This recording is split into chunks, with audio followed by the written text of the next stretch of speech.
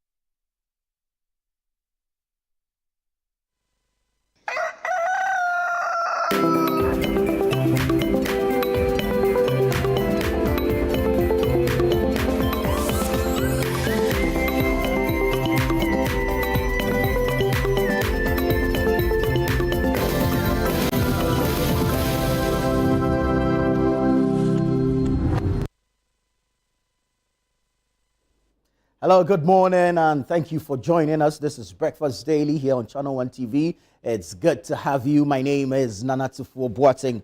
We have so much for you on the show today. We'll be getting to our news review segment where we'll be having conversations regarding some very topical issues with some very insightful minds who will be joining us later on the show. And then, of course, we'll get into some matters that bother or concern you and I. It could be in your neighborhood, it could be in your community, it could be in your locality. Just watch out for our cameras. We will be visiting you pretty soon. Okay. Now, yesterday, the Railway Workers Union embarked on a strike. And their grievance is quite simple. They've worked for more than 7 months without pay. Even the Bible says that the laborer deserves his wages. And so there's no dispute about that. There's no argument about that. However, listening to one of the leaders in an interview with my colleague Fred Duho during his report, the man mentioned that admittedly they've not been making profits. And it was quite sad, okay? For me as a national development advocate, it was quite difficult for me listening to him that they've not been making profit over a period. However, they have been working. And so they deserve their wages, okay? No disputes there, no arguments there. But then I am thinking, and then it brings me to the point about indiscipline again and economics of indiscipline and monetizing indiscipline. And I'm looking at the wider picture, okay, the broader picture of staff indiscipline within our public services, our civil service, okay? You're supposed to show up to work at 8. For whatever reason, you choose to show up at 10. There are people waiting on you in the office for you to deliver to them a service. You get to work late, you ignore these people, engage in trivialities in the office, waste everybody's time, and when you have to attend to them, that is when you think you have an avenue or an opportunity to make money, and so your corrupt mind tells you to engage in these artificial delays, what we call the go and come syndrome. You intentionally delay the work just to milk individuals, okay, so that they can see you under the table or see you back door, and then you can fast track whatever service it is you're supposed to give them. we can monetize this as a country. Institute clock-in devices, clock-out devices have a way of monitoring output and productivity within ministries, government agencies, local assemblies, whichever space that the public service is or is working. There is a way to monitor people's service delivery, people's output, people's productivity. If somebody is lagging behind, somebody is slagging, that person should be surcharged. There should be a fine or a deduction from that person's salary. This is my thinking. I'm looking at ways that we can generate funds internally, okay? Because I don't think at this age of ours, a sovereign nation like Ghana, we should continue going abhorring, okay? So we're looking at ways of generating funds internally. And for me, I believe strongly that if we monetize indiscipline in this country, because the tendency or the appetite for people to be indisciplined or undisciplined is very, very high. People have a huge appetite for indiscipline in this country. So if we monetize same, we can generate funds internally or locally. Okay? So let's begin to look in these directions. People's attitudes towards work, the civil service, the public service. Okay? What time are people reporting for work? What time are they closing from work? When they come, what is the contribution or to the general output of the organization or the institution?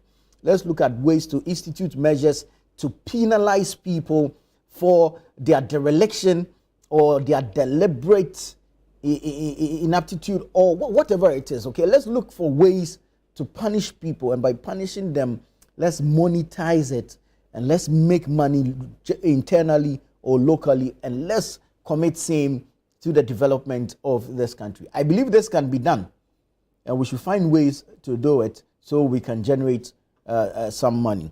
Then, of course, you're addressing two problems in one. You are raising funds internally, but then you are ensuring productivity and, by extension, a change in attitudes. All right? So, food for thought. Just think about it, and let's see how far we can go with that. But let me bring you what the papers are saying this morning. I'll start with the front page of the Daily Graphic newspaper.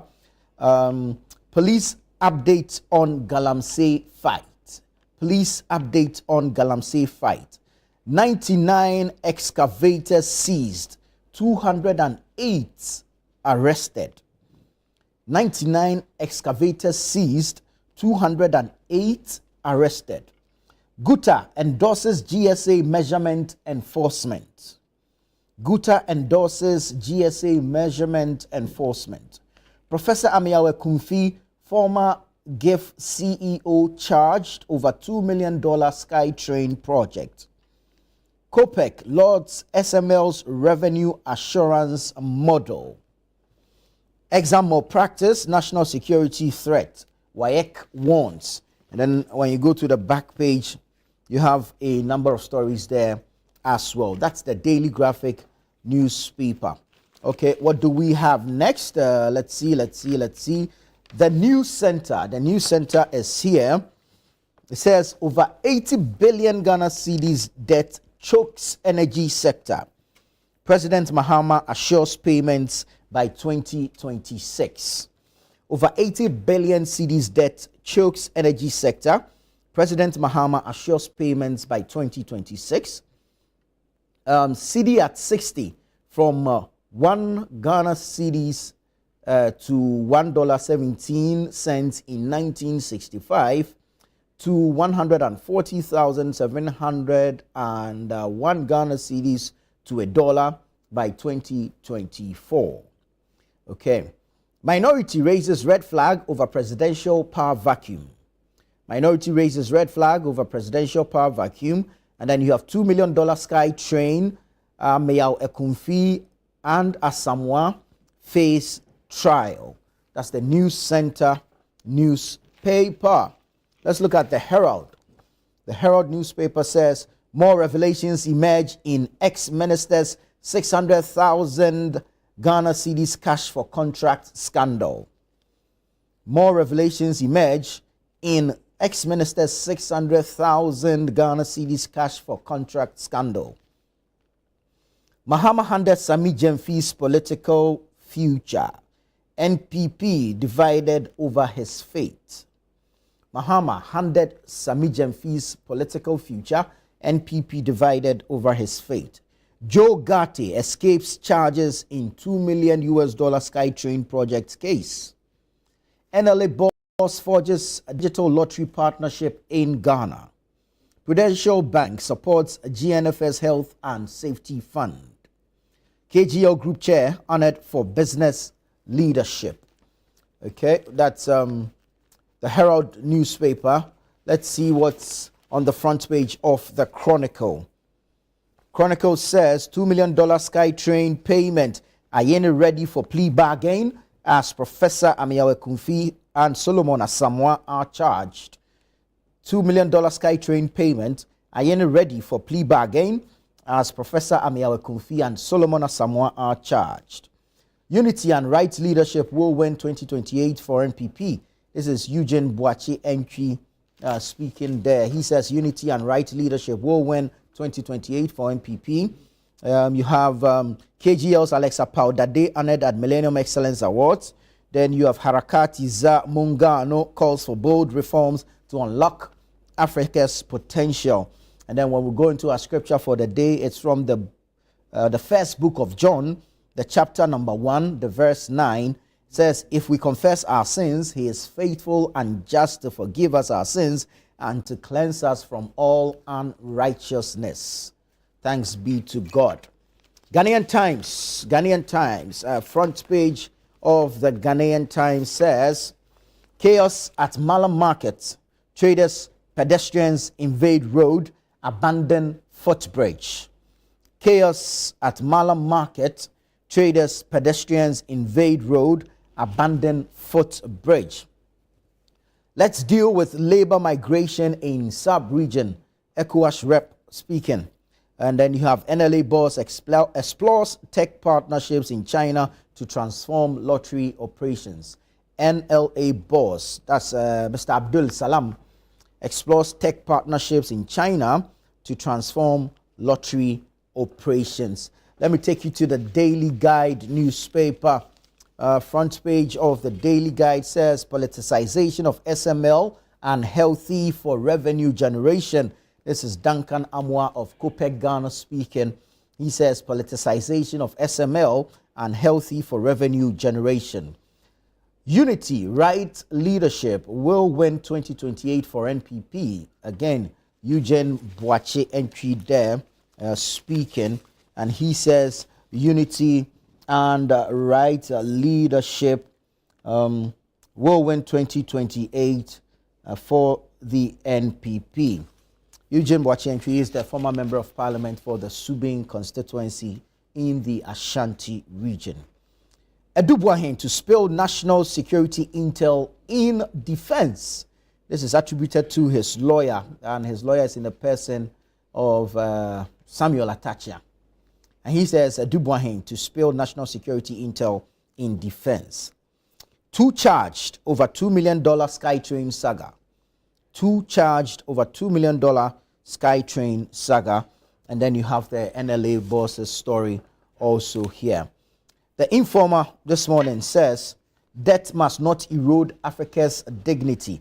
Mahama tells conference, debt must not erode Africa's dignity. Mahama tells conference. And then you have don't blow CD gains, but sustain it. Guta boss urges government. Don't blow CD gains, but sustain it. Guta boss urges government. Now this one says, spy chief threatens to divulge national security confidentialities. Spy chief threatens to divulge national security confidentialities. Then public police partnership pays off as man with dangerous contraband nabbed. That's the Informer newspaper. The Custodian this morning says electoral manipulation rocks in Swam Adwejiri MCE approval. Electoral manipulation rocks in Swam Adwejiri MCE approval. Minority exposes Mahama's breach of constitution. Minority exposes Mahama's breach of constitution. And then you have Canada grabs Baumia's interoperability payment system. You have Achim Akoko-Aso celebrates legendary Nana Sari Bediako III. And then Prudential Bank donates 20,000 Ghana cedis to Ghana National Fire Service Health and Safety Fund. That's the custodian newspaper. The Inquisitor says more wahala. Duboahin re-arrested. More wahala. Duboahin re-arrested. And then you have NPA to sanction non-compliant OMCs.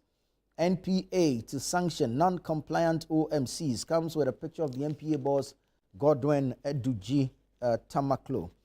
And then you have other stories also on the front page, the irony of doing good in the public eye, and a host of others. The Accra Times is here. Let's see what the Accra Times is also saying this morning. Bribery allegations against Defense and Interior Committee, Agalga debunks Duboahin's claim. Minority wants Sami Gyamfi's head. NPA boss to crack the whip on non-compliant oil marketing companies. And then several other stories. The Ghanaian publisher, which will be our last one for this morning, says SML marks its platform. SML marks 5 years of downstream operations, goes out upstream and minerals audits platform. And Sawam MC confirmation is a farce that's attributed to Anodompre, the member of parliament for the area. And then you have spy chief threatens to reveal state secrets, Atachia warns. So these are some of the stories that are making the rounds on the front pages of the various newspapers. Get to a newsstand near you and you can get the details there. Let me quickly take you online. Channel1news.com is leading with the Galamsey story, and it says police storm illegal mining sites, 208 arrested, 99 excavators seized. Police storm illegal mining sites, 208 arrested, 99 excavators seized. And then let's move to some other stories. The acting CEO of the National Petroleum Authority, Godwin Eduji Tamaklo, sat with my colleague Umaru Sanda Amadu on the face-to-face program which aired last night here on Channel 1 TV. And these are some of the stories coming out of that interview. First one says, dollar gift saga, Sami Gyamfi's remorse should assuage public anger. And it's attributed to Eduji Tamaklo. Dollar gift saga, Sami Gyamfi's remorse should assuage public anger. Other stories from that interview says, dollar gift saga again calls for Sami Gyamfi's dismissal misplaced. Calls for Sami Gyamfi's dismissal misplaced. That's Eduji Tamaklo speaking there. Then you had the Deputy General Secretary of the NPP sitting with Vivian Kai Loko on the Channel 1 newsroom last night. And some of the stories from there include Sami Gyamfi is a clear test case for Mohammed's Code of Conduct. Haruna Mohammed, Deputy General Secretary for the NPP, says Sami Gyamfi is a clear test case for Mohammed's Code of Conduct. Let's get to some other stories. Don't let Sami Gyamfi's dollar gift to Agrada slide. Bekwai MP to Mahama. Don't let Sami Gyamfi's dollar gift to Agrada slide. That's the Bekwai MP to the president. Dafia Mekpo sues in Team Fojo for defamation. Dafia Mekpo sues in Team Fojo for defamation. Former GIF CEO granted 15 million Ghana cedis bail in SkyTrain payment. Former GIF CEO granted 15 million Ghana cedis bail in SkyTrain payment. Then you have the GRDA, that's the Ghana Railway Development Authority, distances itself from railway workers' strike. Ghana Railway Development Authority distances itself from railway workers' strike. $2 million SkyTrain case, AG files charges against Professor Miawe Kumfi, ex-GIF CEO. $2 million SkyTrain case, Attorney General files charges against Professor Miawe Kumfi, an ex-GIF CEO. Duboahin's league letter was meant for national security, not public. Duboahin's league letter was meant for national security, not public. This is his lawyer speaking, Samuel Atachia. Government assures consumer protection in power sector private participation. Government assures consumer protection in power sector private participation. let me quickly take you to citynewsroom.com. Citynewsroom.com. Adubuahin may be forced to disclose national security details. That's Samuel Atachia warning. Adubuahin may be forced to disclose national security details. Justice Atuguba pledges to uphold academic freedom at UCC. Justice Atuguba pledges to uphold academic freedom at UCC. There's no power vacuum. Edigi Tamaklo replies minority. This is in response to the minority's concerns of a power vacuum owing to the simultaneous absence of the president, his vice, and the Speaker of Parliament from the country. They allege a breach of the Constitution, but Edigi Tamaklo, who is the head of Legal Affairs for the National Democratic Congress, NDC, and acting CEO of the NPA, says there is no power vacuum. He was speaking in that interview with my colleague Umaru Sanda Amadu.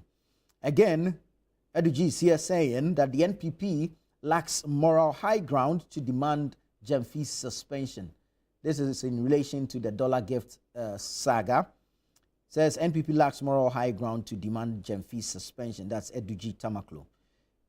On the issue of illegal mining, Galamsey, 208 arrested, 99 excavators retrieved nationwide. This is according to the police. Edigi Tamaklo captured here again saying that Sammy Jemfi's apology should end dollar gift row. Sammy Jemfi's apology should end dollar gift row. Commercial drivers to strike May 19 over roadside trading and traffic violations. Commercial drivers to strike May 19 over roadside trading and traffic violations. Then you have dollar gift. Sammy Jemfi must disclose source of funds. This is attributed to Poku Edusei. Says dollar gift. Sammy Jemfi must disclose source of funds. And then Ansar Sari warns of power vacuum over succession lapse. Ansar Sari warns of power vacuum over succession lapse. So go to citynewsroom.com, go to channel1news.com. You can get a host of stories on these news platforms. But let me ask you quickly, are you a farmer with fresh produce? Are you into fish farming, poultry, or livestock? Then we have something amazing for you, and you should not miss it. It is the Agri Fair 2025. This is happening on Friday, 20th June to Sunday, the 22nd of June 2025 at the Ifua Sutherland Children's Park. Okay, we're bringing opportunities for farmers to engage directly with customers, with investors, with stakeholders, and of course, we expect that you show up and participate in the Agri Fair 2025. If you want to register, there's a number for you to call, which number is 0205 973 973. 0205 973 973. Call this number for further information regarding the Agri Fair. There's going to be more details later on the show, so you'd want to stay through with us so you can have a better understanding of what exactly the Agri Fair is about. The head of events and partnerships at Channel One TV and City FM, Frema Dunyame, will be on the show later on to bring you some details regarding the Agri Fair 2025. All right, but do call the number if you want to participate. Do call the number for further information. But stay with us here on the show. This is Breakfast Daily live on Channel One Television. We'll take a quick break, and when we come back, it's the news review segment.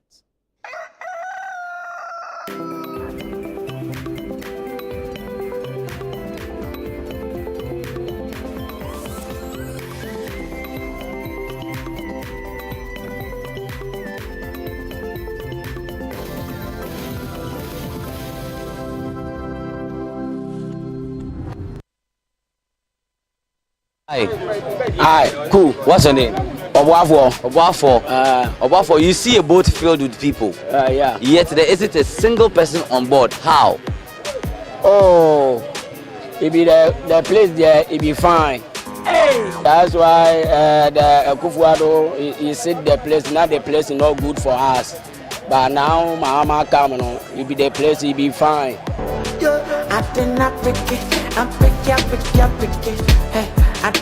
Until you go small, but when the God permit, and everything go succeed for every peoples for year. You know.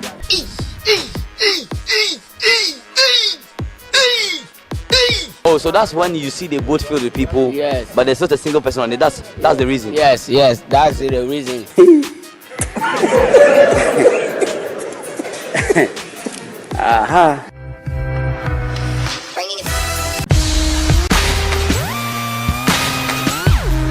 Looking for the latest buzz in Ghana's entertainment world? Welcome to Ghana Weekend, your ultimate destination for all things creativity and entertainment.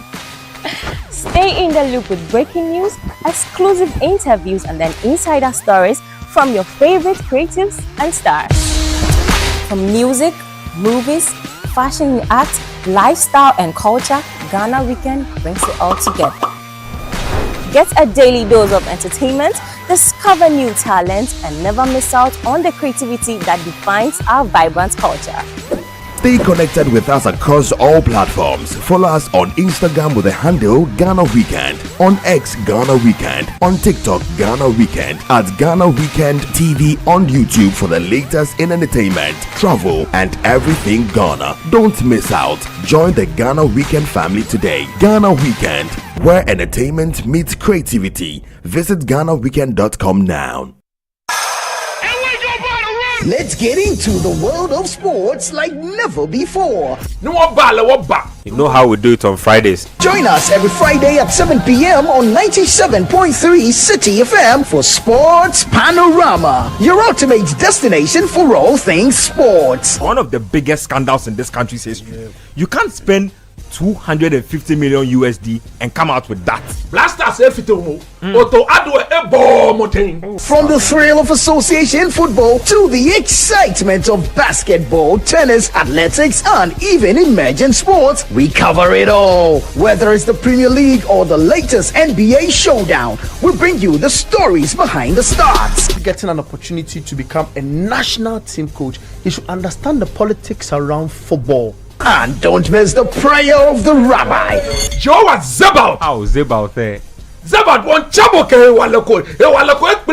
We're not just about the games, we're about the community. If you are going to be given this kind of treatment, then you need to be that guy. When I look at him play, he is not it. Or when it's time for Don't Call Me. Moria Piki, Piki. Join the conversation as we connect with fans across the country and beyond. Want the latest updates? Send us your thoughts and we'll feature your comments live on air. And remember, we like to hear your predictions for matches and your thoughts in general. Think you know who's going to win?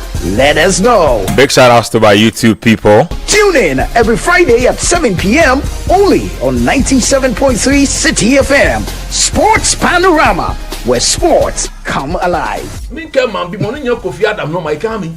Matwale. Man kela ke no ya ne. Meneke. Fe won sha ko ba club me feke jeje. Ni wo hin aka wo hye. Ye Yesu gba mi. Amen. Sports Panorama, your weekly sports fix. Don't miss out on the action. Sports Panorama. Catch the excitement every Friday.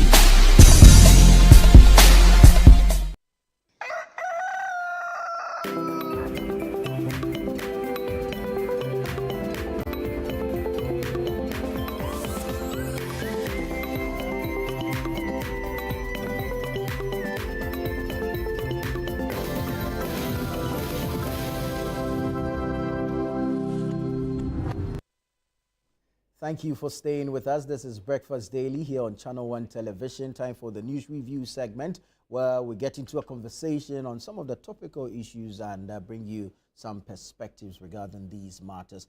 I have some amazing, very insightful gentlemen with me in the studio. I'll do a quick introduction round the table and then we can get into the conversation. To my immediate right is Michael Kosidede. He is an engineer and he's been generous enough to join us. Good morning, sir. Good morning. Thank you. The Honorable Dixon Adomaku Kisi is a former member of parliament for Anya Sotuom constituency. Good morning, Doc.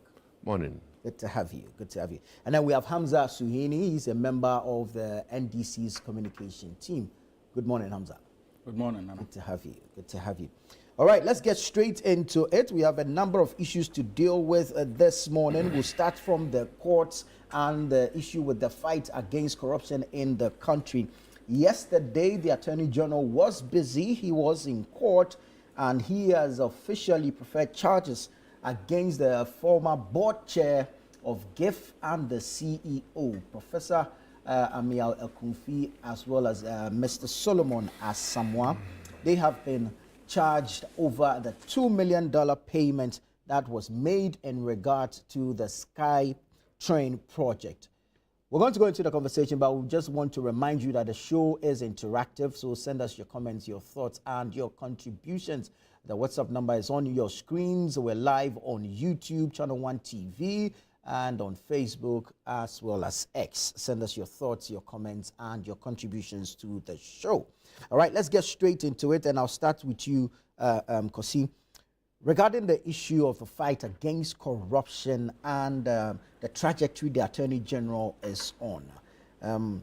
Yesterday, he preferred charges officially against Professor Amial Ekunfi, who was board chair of GIF when that $2 million payment was made. The CEO of GIF then also is facing similar charges. He has been granted some 15 million Ghana cedis bail. Are we on the right path, or is this just the usual political charade? I like the way you ask whether it's just the usual political charade. Because clearly, if you listen to if we play back the election or the campaign period, you realize that the allegations against the previous government was largely about issues of corruption. And if you go back again to 2016 or 2015, you see again the campaign was largely about corruption. So through the years, consistently, you realize that corruption wins elections. Yeah. The issues of corruption win elections. Now the question is, what they do about corruption when they come into government becomes another issue. So, Woyome, there was a song formulated by the opposition at the time, Woyome, Woyome. What's happened to Woyome's case? It was thrown out there. What's happened to Woyome's case? We haven't seen anything. PDS issues came up. Everything went quiet. Then, recently, we've heard about Ken Ofori-Atta. Things seem to have gone down. ECG, we heard, cables here. Things seem to missing containers. Missing containers, everything. Now the story seems to be there.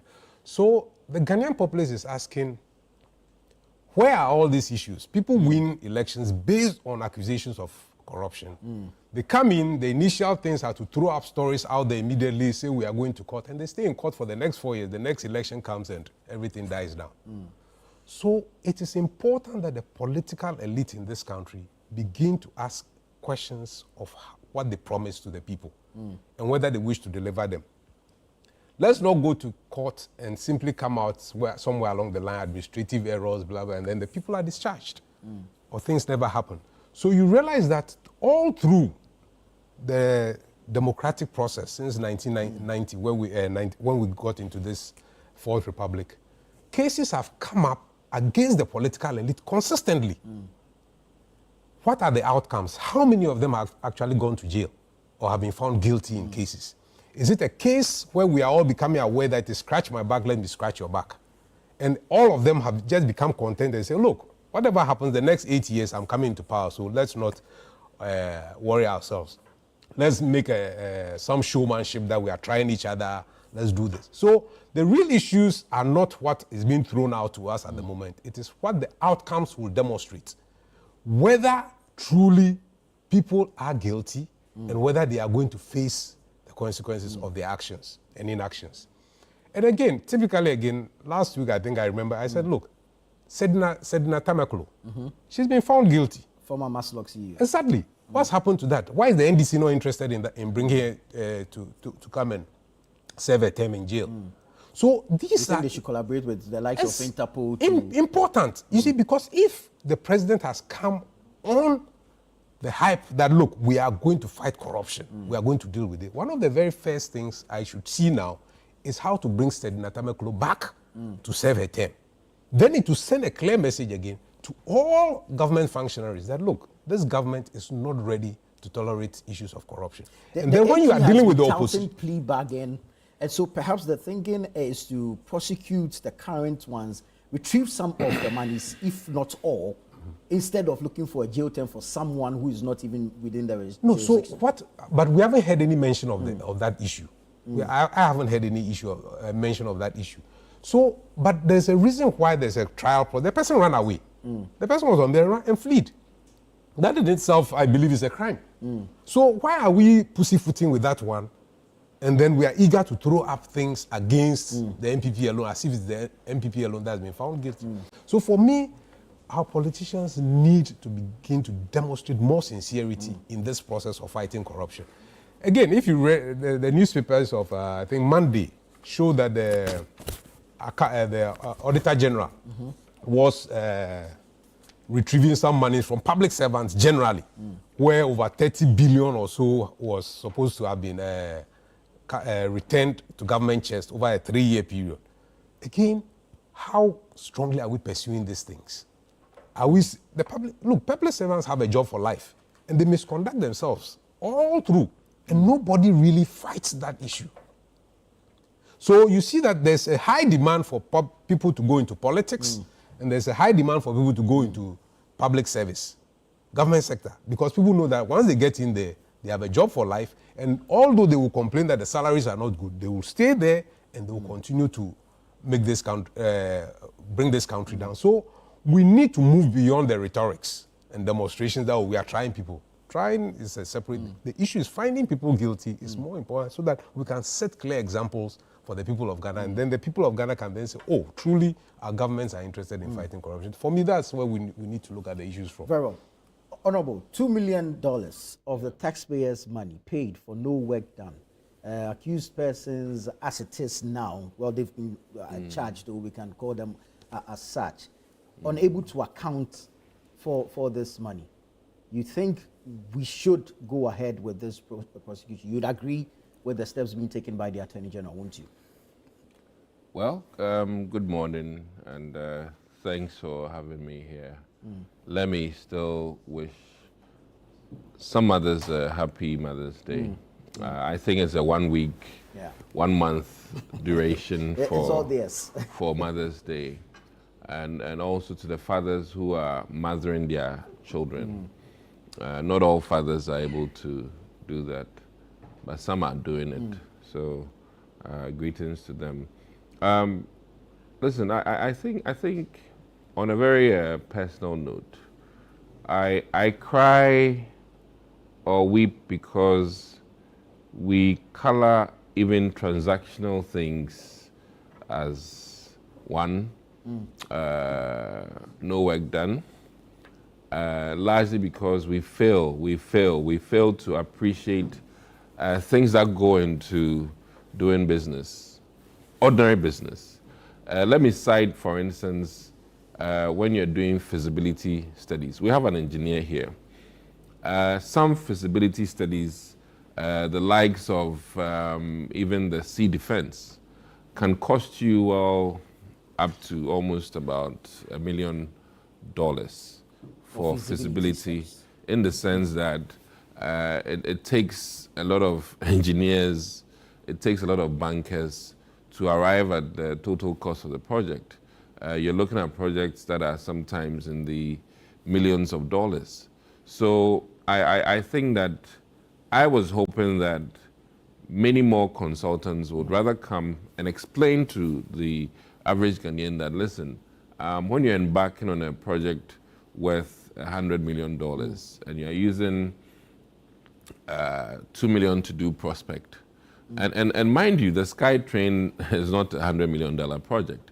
Should it have taken fruition, we're looking at close to almost 400 million because I mean I know what goes into trying to do your tram and all these things, and it's very costly. So I think that what we're not doing well as a country is that we're coloring everything politically, and we're failing to give the voice to the technical people and also give reason or appreciate that a certain decision was taken and carried out in a very professional way, except that for one or two reasons it did not pan out. And why I cry is that very well-meaning positive projects, before they even take off, are given political colors. When these are things that are very important and should not be politicized.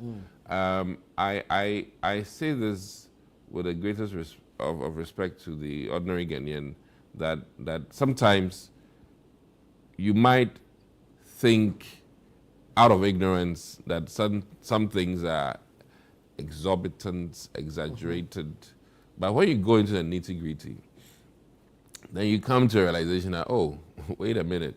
As he stated, Auditor General makes huge statements about government losses, only for you to realize that, oh, it is because the building is not completed, it is classified as a loss to the state. But the building actually is there, awaiting maybe water to be brought to it or electricity to be brought to it. So I find it very difficult sometimes, unfortunately, to use mediums to explain to the general public that in total sum, all is not lost.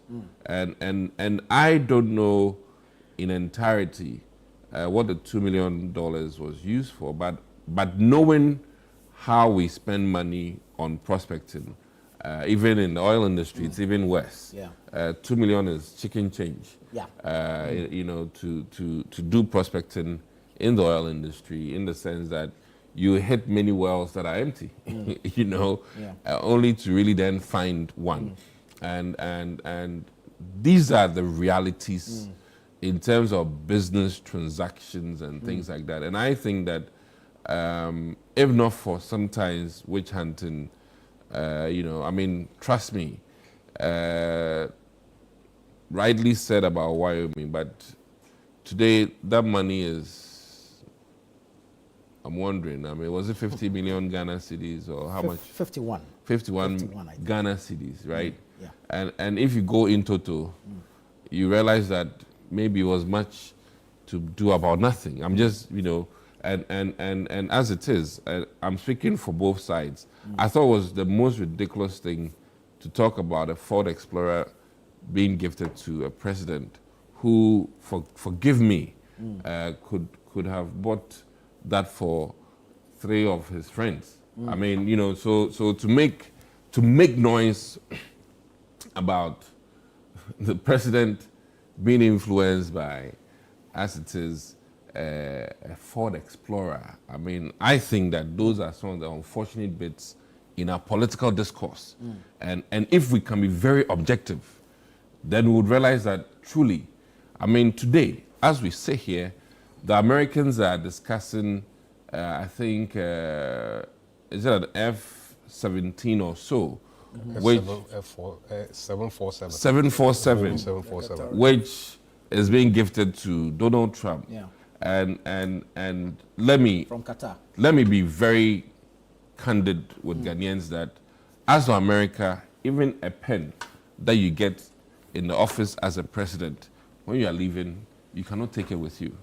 You understand? So getting a gift as an American president is not like the Ghanaian president, quote unquote. But it's interesting that they are making a fuss about it because they feel that it will influence his decisions during his presidency. Okay, but let's ask ourselves even that other question.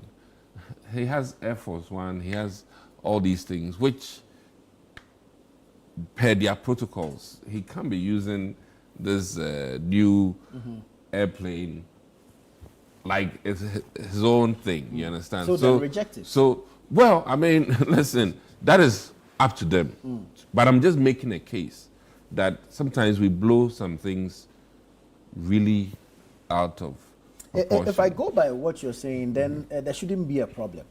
The good old prof should go through the system and show proof of work. My concern is calling, I mean, like, first of Describing all, it as no work done. that is one major issue I have. Yeah. And then, must all of these necessarily go to court?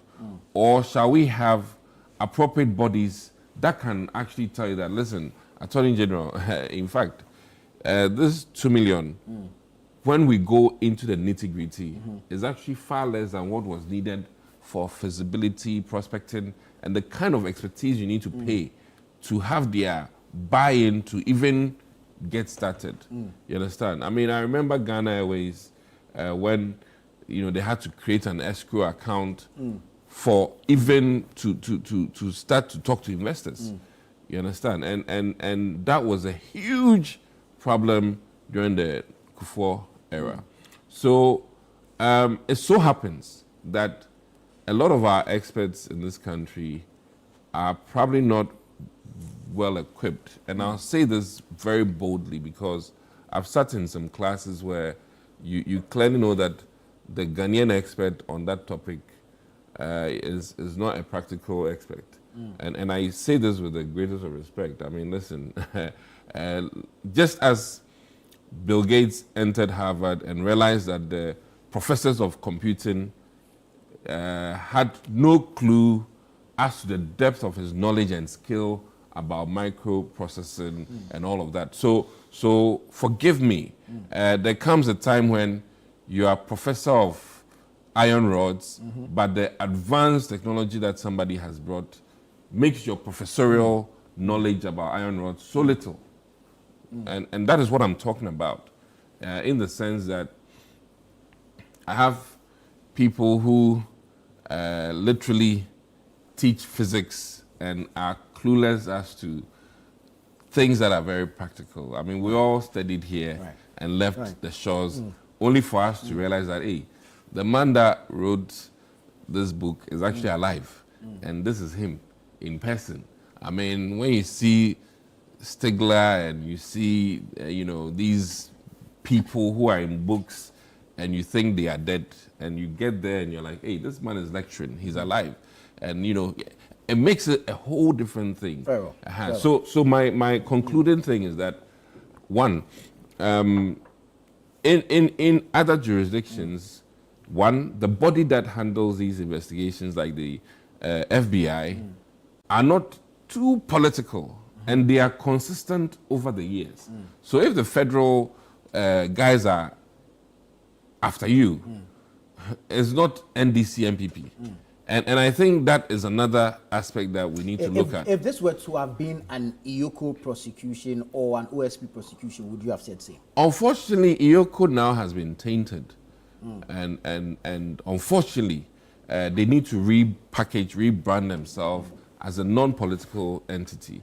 And I think that when they do that, invariably, a lot of us will be more comfortable when we hear that IOCO is, examining something, and you not see the case go to court because the appropriate checks and balances that even the person accusing has to do has been done.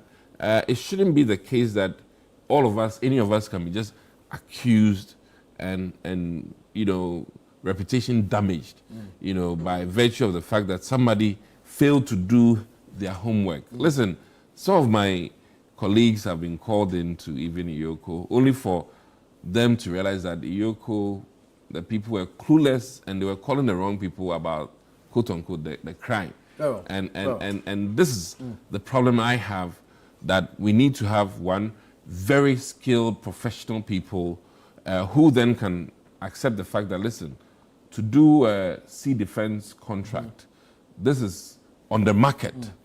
The amount of monies that are needed for feasibility.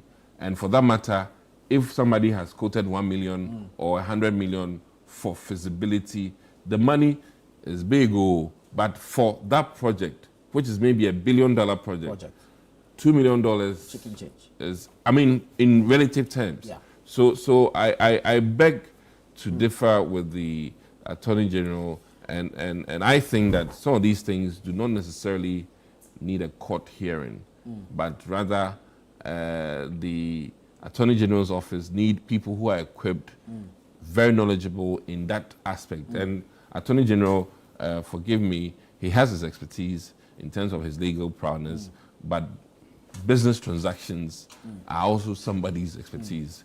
And I hope they are recruiting, top class business deal makers who can then educate, the office that, listen, for this project to even meet the authorities on SkyTrain, this is the what you call it, registration fee. Right. And for that matter, the noise should be brought down. Thank you. Hamza, let me come to you. Honorable has drawn our attention to what could go into the prelims, if I can put it that way, and how much money could go into it. But I want to also believe that these two persons must have been invited by the Attorney General when he had suspicion of some corruption or corruption-related activity having taken place regarding the SkyTrain project. If they had been able to give an account of what the money had been used for, perhaps we wouldn't have been where we are today.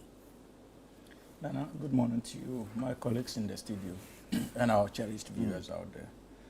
But even before I delve into the substantive issue, permit me to use this reputable organization to draw attention to this unfortunate development on our streets, major capital streets, regional, especially regional capitals.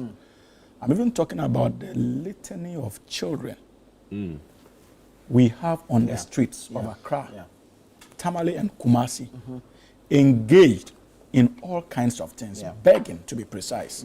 And it appears that our authorities are silent about it. And my information is that in most cases, they are actually even now being imported from neighboring countries to engage in that trade, whilst their sponsors lie at home and expose these children to all the vagaries of the weather and to the accidents on our roads. It does not speak well, especially when it comes to Greater Accra. It does not speak well of our image as a country. When you land from Kotoka, as a diplomat, the first sight you drive out is going to be these children on our streets.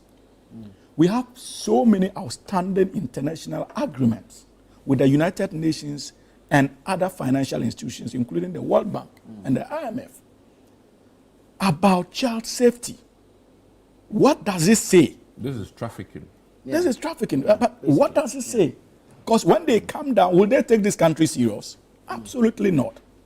When you descend from the flight and you jump into your car as a diplomat who possibly influenced Ghana's ability to maybe secure some developmental aid in terms of how to take care of children and ensure their safety, and only to be greeted with these images on our streets, clearly unacceptable.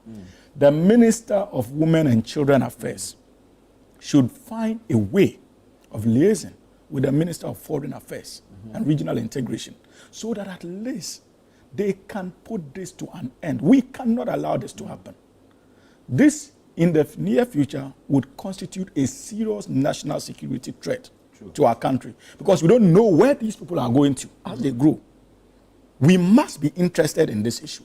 It's not good for the image of our country, and it does not speak well of our commitment to child protection measures.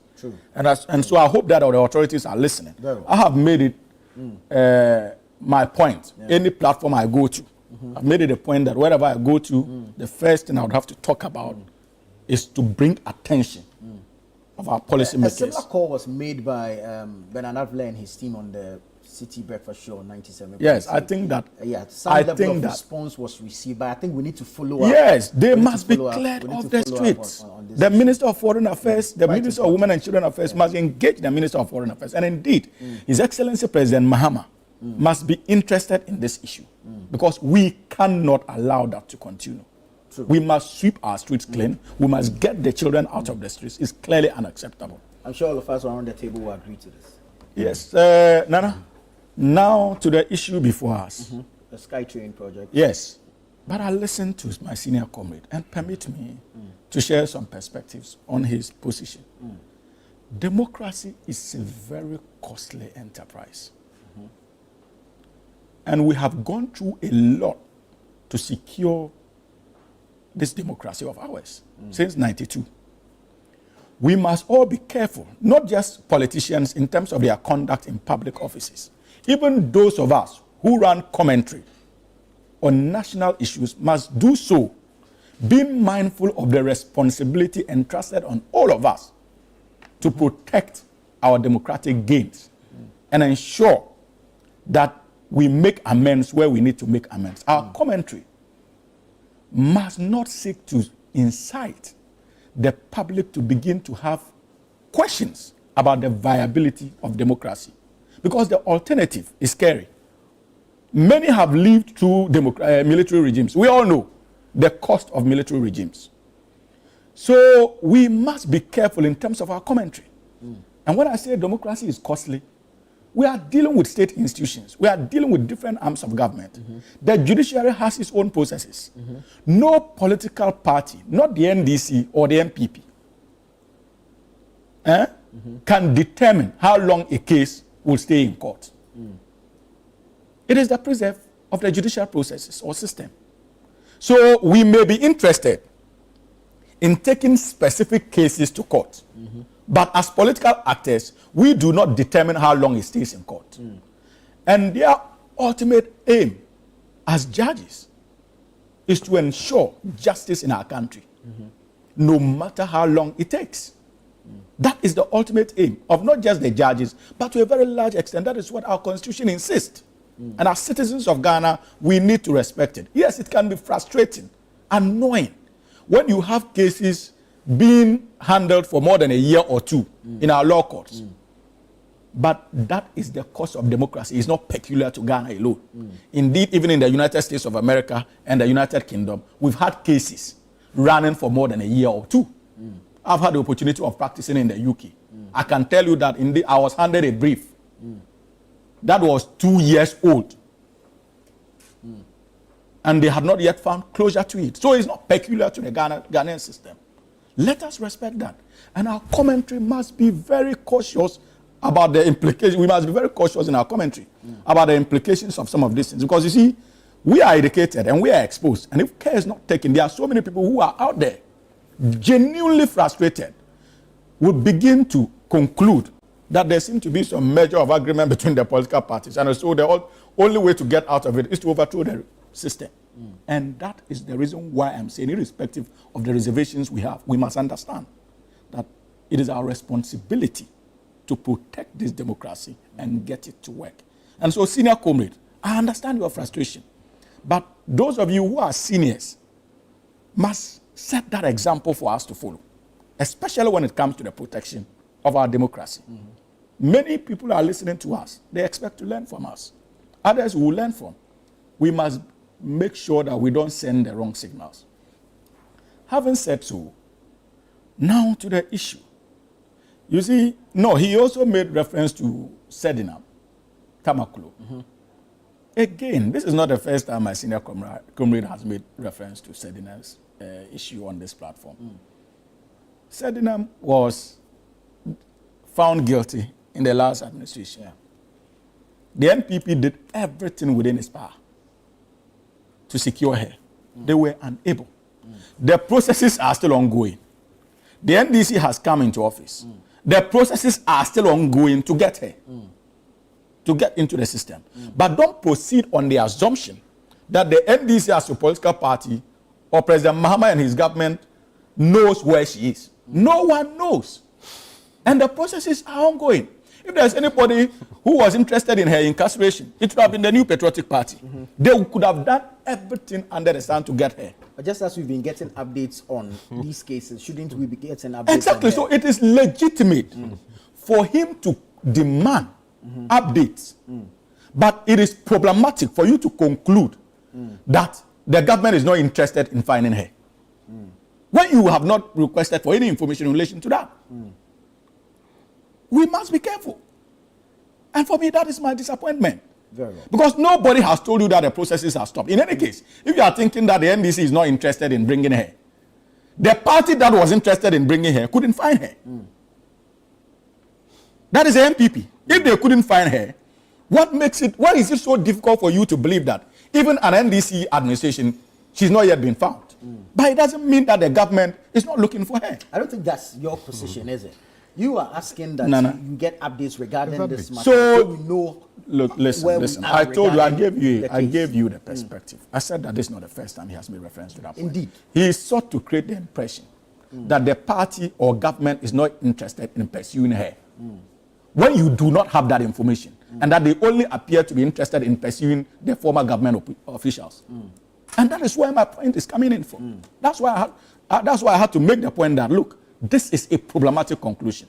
Because you have not sought for information. And if you have not sought for information, you cannot proceed on the basis of your own assumptions to conclude that the government is not interested in her, but interested in the former government appointees. That is unacceptable. Ask for information, and I'm pretty much convinced that information will be provided to you. Now, when it comes to the issue before us, you see, I respect the office of the AG. And Honorable Kisi, when you look at how it works, we have all kinds of specialized people at the AG's department. Not all of them are lawyers, to begin with.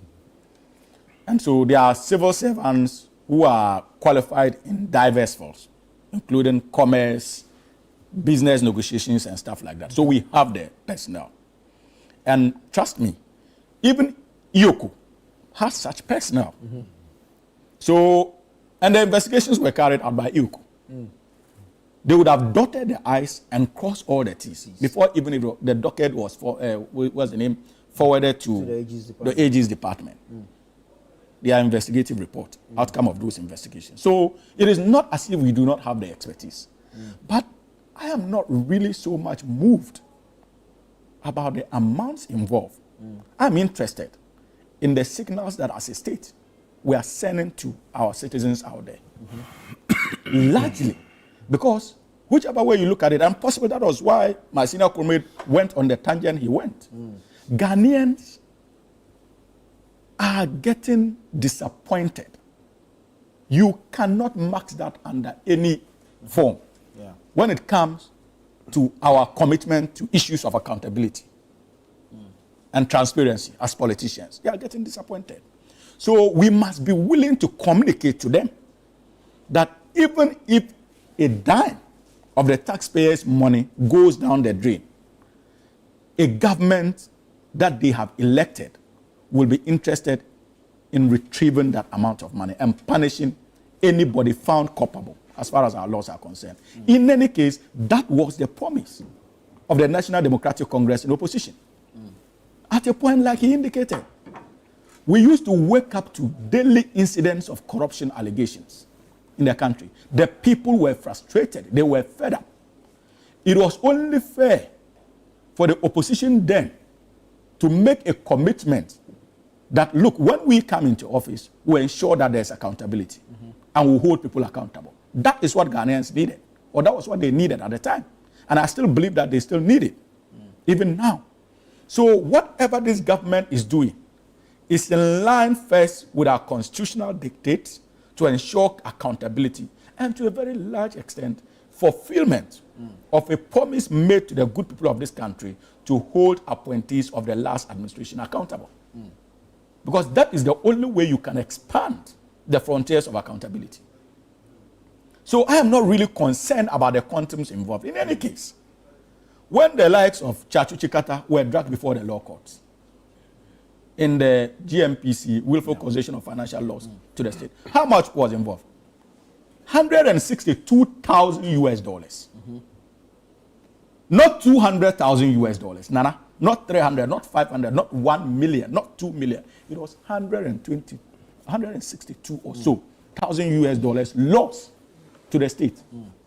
That's what we're made to understand.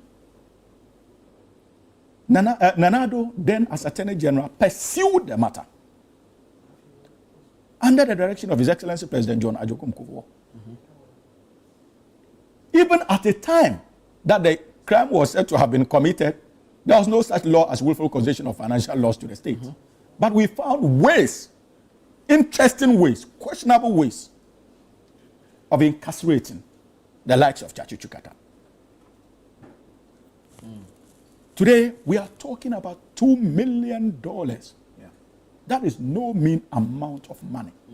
In any case, the last NCA scandal that they dealt with as a government, that led to the incarceration of the likes of Teve and Fobona. How much was involved? It was $3 million financial loss to the state that they were accused of and convicted. $3 million. 3 people. Because there were 3 different people. So today, if you have 2 people being tried for willful causation of financial loss to the streets to the amount of $2 million, I don't think that it is out of place. The principle for me is very important. And the principle here has to do with accountability. Our citizens must begin to appreciate that if you are entrusted with a public responsibility and you conduct yourself in ways that leads to loss to the state, the state must have a mechanism in place to ensure that you are held accountable. And if need be, punitive measures meted out to you for such behavior. And so we must not downplay the significance of such investigations in any case. These are gentlemen who would have access to our law courts. These are the allegations or accusations of the Attorney General on behalf of the state.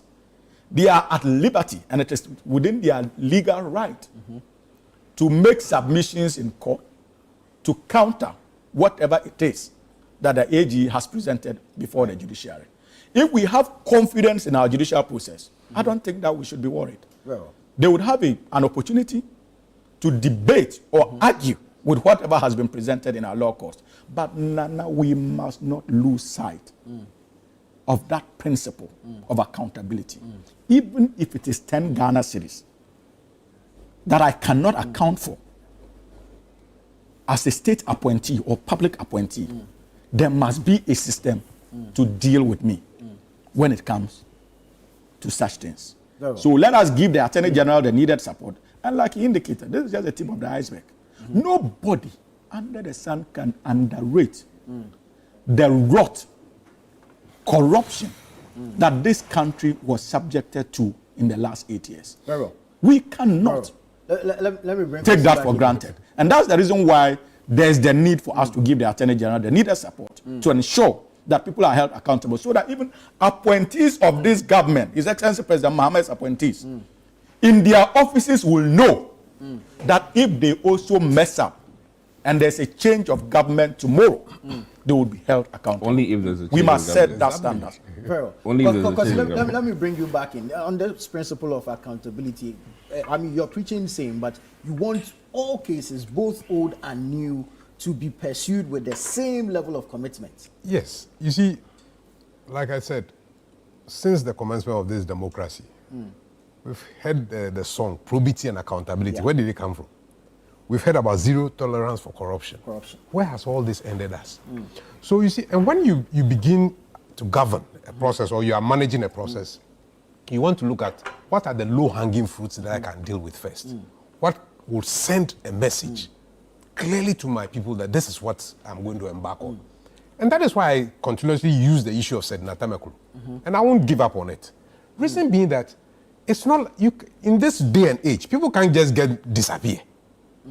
And from the last briefing of the Attorney General before before the MPP left power, we said, oh, we have done this and we have done this and we know where she is and we are going to bring her.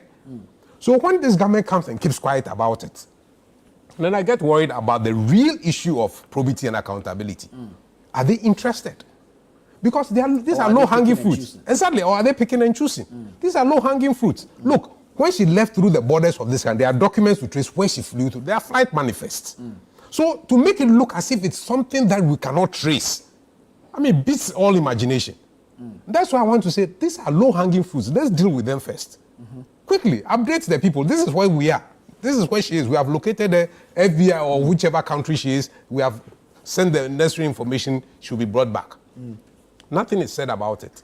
And then we are dealing with all these other. On the issue of trying to incite the public, we are not inciting the public.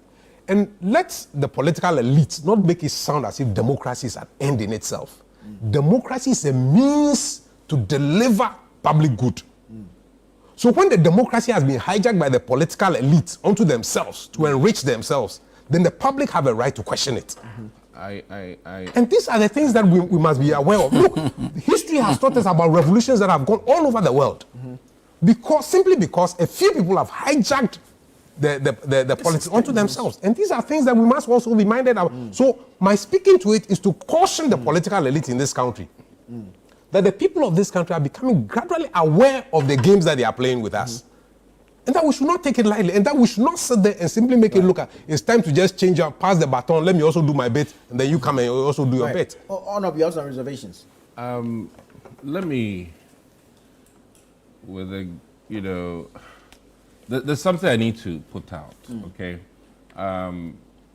First thing, Ghana is a country that needs development, and I argue that there are fewer politicians than the general population, and we are over 33 million people. I don't think the political class would even sum up to 2 million. No. That's my argument. Now, one thing I think the ordinary Ghanaian has failed to appreciate that in many developed countries, it's private enterprise that leads. I mean, I'm here worshiping Warren Buffett because he runs the energy system for many states in America. And that's Warren Buffett. It's not the government. And Bill Gates is giving out several millions of dollars for polio. The Ghanaians who are taking polio vaccination from Bill Gates, he has no need to give us polio vaccines. He has no need. I mean, you are not an American, and neither are you from Nebraska. But the key point here is that where I differ from my engineer is that, listen, we almost want to put all of our developmental needs necessarily on people in government. And I want to tell him today that Ghana's development, though very important in terms of government creating a very favorable business environment, I rather would argue that many people are sleeping. We need entrepreneurs, we need industrialists in this country to move us forward, more so than the political class. And I also want to say that the industrialists who are in government and people look at them and their largesse, unfortunately, with the perception that their largesse are largely due to just politics. And I want to be a bit difficult this morning that I know businessmen who have gone into politics and have rather lost so much money doing politics. And those people don't want to talk about. But I can almost say on this platform that if not for what we know about Despite, if tomorrow Despite is an MP and he's living the same lifestyle, people will maybe be quiet because they know him to be very wealthy before going to politics. There are many more people who were wealthy before going to politics. Let's not cite the Sami Gyamfis. And that is a problem that a lot of people have. And let me be very frank with you. Out of 100, there'll be one Sami Gyamfi. But people look at just the Sami Gyamfis to make the argument. I know Brian Champa will not like this, but I have to say this. With the greatest of respect, the amount of monies he spends on his constituency is way more than he's ever had from his MPship coffers. You understand? Yeah. And if you see his hotel that he's built, though a chunk of it was before the MPP administration, people think that that hotel was maybe built during the MPP administration. But I remember walking into it with the chief of staff. Her first time there, it's like, wow. And mind you, he was not a minister then when we went. So I want to make that argument that there are very well-to-do, successful businessmen, albeit in politics, and some people, unfortunately, always lump them together and think that their largesse are strictly because of political, you know, and I think that we need to be very careful with that. But If Dangote becomes the governor of a Nigerian state, what are we going to say? Even in his effort, and mind you, you're not supposed to be necessarily using your personal monies, and I side with Ken when he says that I dare not go and build roads with my money. It's not accepted. Yeah. You understand? Yeah. So are we looking at Ken, not Ken Oforiatta? Are we looking at Ken, who's going into politics for presidency?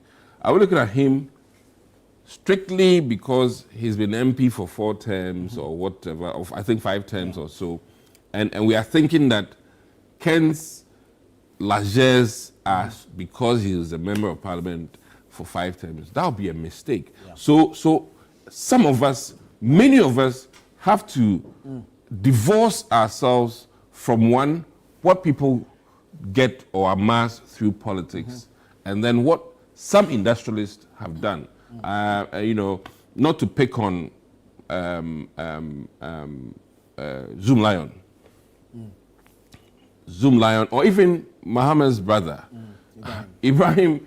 I think whether NPP or NDC, he's making his business, and it will be very wrong for me today to say that, hey, because he's president's brother, he's amassed all these wealth, and I want to make that plea that, you know, you know, like Metalex, you know, fantastic guy, very simple, not flamboyant.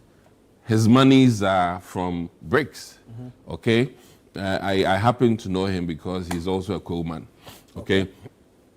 Now, my point is that should he decide to do politics, people don't know him as much, but if he should decide to do politics tomorrow, and they hear that this man has businesses in South Africa bigger than even what he has in Ghana, what are we going to say? Hey, this man is spending too much money, he drives in a private jet, blah, blah.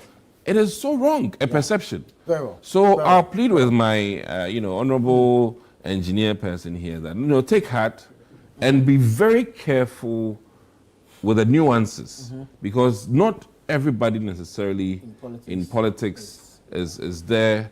And granted, but you know, beyond that, I think that I like some things Suhini, you know, though I worry his brother a lot because of his baldness. I think you are also. I'm number one actually with the baldness. When I worry him a lot. How much hair have you got yourself? No, me. I'm a proud, you know, in about 2000, when, you know, I was a big fan of basketball. That's when I really started, you know, cutting my hair this way before true baldness. So, but back to my key point here. I love something that he said, that democracy is very expensive, and the activity of doing politics, you know, I for one have come to appreciate that. Even to say that let's change this color in politics is costly. You know, change this color in politics is so costly. And for people to even buy into the idea of changing Channel One, and I like your cups. Channel One, your cups are nice. It makes what I'm drinking very tasty. Thank you. My key point is that looking in total, the cost of doing democracy, sometimes when people have their breakthroughs, bear with them, because they may have spent, I mean, I laugh when people say, oh, an MP is in a V8. Listen, we spend more than a V8 to get into office. So to tell me that, oh, you know, hey, see how V8, how much did I spend in my primaries alone? I mean, you get my whole point. So I think that let's be a bit realistic. During the struggle and the hassle, people don't see you. And they don't see how much you are pumping into this bottomless pit of politics. And let me even add that now that I'm senior prefect in former MPs, if I tell you the cost I'm having to bear, even being out of office and out of power and out of government, if tomorrow I get an office that sort of, replenishes all the several fallow years, and you say that way, and I always liken it to Holyfield and this stubborn boy, the boxer Mayweather. Listen, this guy runs, trains 18 months, get one match, $2 million, and I'm upset. No, the 18 months of practice and training and beatings, I was not there. You understand? So if that one match he hits his $2 million, Basa, think about the two years of no payment. Very well. So these are my thoughts about this thing. You understand? Yes. I partly agree with Honorable, but you see, I took note of the political jibes that he decided to throw at our most revered, respected, honored soldier of our party, our National Communications Officer, who is currently the Chief Executive Officer of the Gold Board.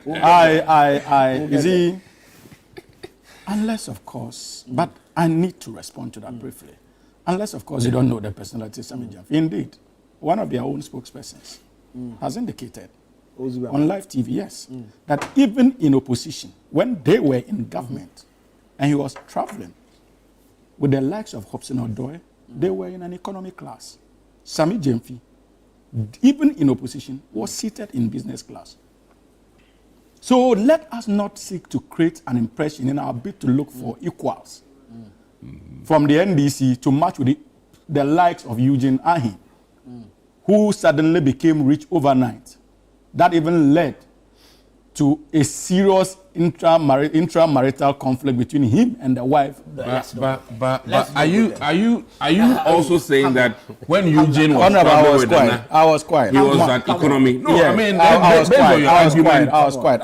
Eugene was also not an economy. Honorable. In opposition. When you mentioned Sammy, no matter how discomforting it felt, I need to just clarify that. Quiet. But you see, I needed to set the basis. A number of them. You went, I can imagine, maybe your appetite, or you are leaning towards Honorable Brana Champong in terms of your presidential primary. So, on one breath, I wanted to let go I wanted to let go. I thought I mentioned both Ken and Brian here. I'll get there. I'll get there. On one breath, I wanted to let that go. But you see, no, I'm not. You see, for some strange reason, why are we trying to give an impression that Brian, for some strange reason, fell onto our shores as a rich man? We all know his history. Most of the things that made Brian were government contracts awarded to him. Not just under NPP, but to some extent even under NDC. So why are we pretending? Let us not create the impression let's move on. as though that whatever he earned has nothing to do with politics. Indeed, it was largely influenced by politics. It was just an example he cited. No, you see, but I also have to respond to that. Especially when you start to create an impression. When you start to create an impression that a young man like Sammy Gyamfi, please, you don't determine. We'll get to the Sammy Gyamfi. Are you going to let me flow? We'll get there. No, Nana, when he was speaking, please, you listened to him. You didn't tell him to stop. We'll get to Sammy Gyamfi. Did you? It was just let us be fair. You see, passing. No, so I'm also doing it in passing. You're doing you are rather if you don't want me to talk blowing it up. I'm not just talking about Sammy alone. I'm talking about people within the NPP that you could have comfortably made reference to in terms of the questionable wealth that they got. No, but Sammy is far from that category. Very well. Whatever you are doing is influenced by your partisanship. And I can understand that. I'm sure we'll get to the substantive issue regarding Sammy. But until that, Nana, you've already entered. I agree with you when you also decided to extend the caution to our senior comrade about the volatility of our democracy and the need for us to all act as agents in our bid to protect same. Right. But it doesn't also mean that because you have suffered to become a member of parliament, when you win political power, you must recoup your investments. For many of us in the National Democratic Congress, I say replenish. Yes, you must not. That's not what it means. For many of us in the National Democratic Congress, this occupying political office must be service to the people. It is not about our own personal benefits. It is about legacy. It is about what we can leave behind, even long after we are gone. The kind of sacrifices the likes of Kwame Nkrumah made for this country, that must be our motivation. Hamza, So even if I you hate to do this to you, No, but please hold your thoughts. Let me take a quick break. I'll come back to you. Let me take a quick break here. This is Breakfast Daily here on Channel 1 Television. Stay with us. It's getting very, very interesting. So just stay with us. We'll be right back.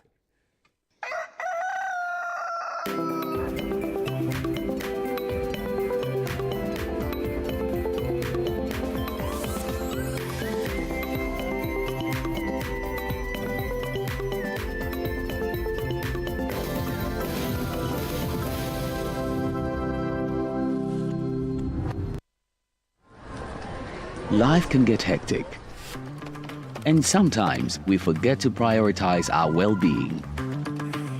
That's where Vernal Mineral Water steps in. A refreshing solution packed with essential minerals, Vernal Mineral Water keeps you hydrated and balanced.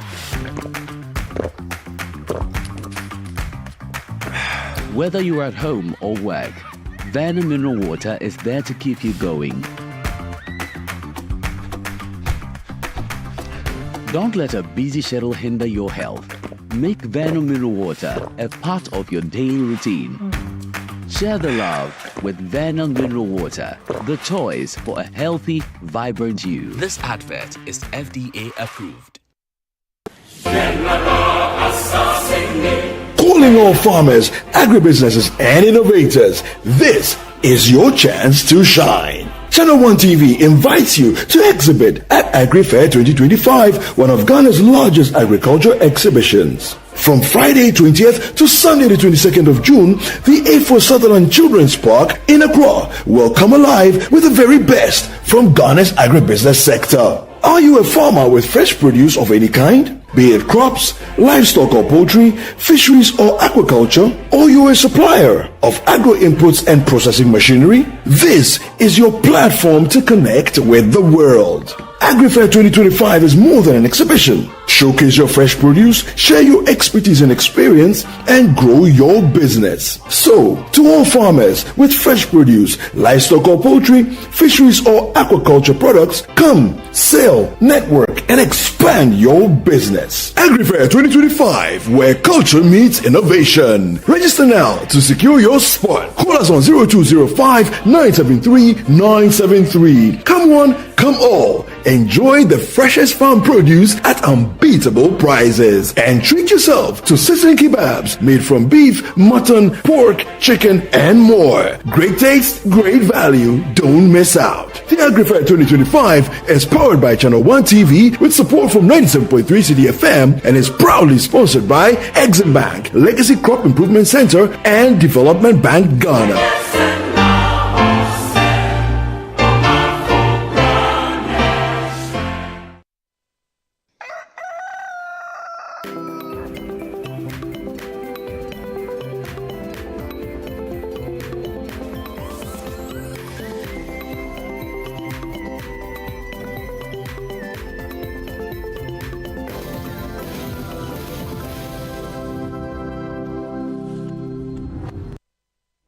Always good to have you. Grateful that you stayed on with us. This is the news review segment here on Breakfast Daily live on Channel 1 Television.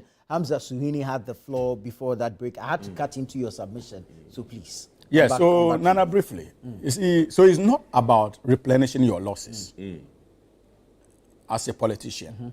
For many of us in the National Democratic Congress, if you look at the history of our formation, it was built around two pillars of probity and accountability. And even if we fall short of those principles, we subject ourselves to the law. You saw what His Excellency President Mahama did in relation to the likes of Abu Gapele. It was a painful ordeal. Vicky Mahama. You see, yes. It was that one, she just dreamt of getting $1 million. She was fine. And I'm even talking about Abu Gapele. The Jida matter. Yes, painful ordeal. A friend, a comrade. But he was subjected to the laws of this country. Not because he didn't support the NDC financially, even before he became a member of parliament or CEO of the Youth Employment Authority. Absolutely not.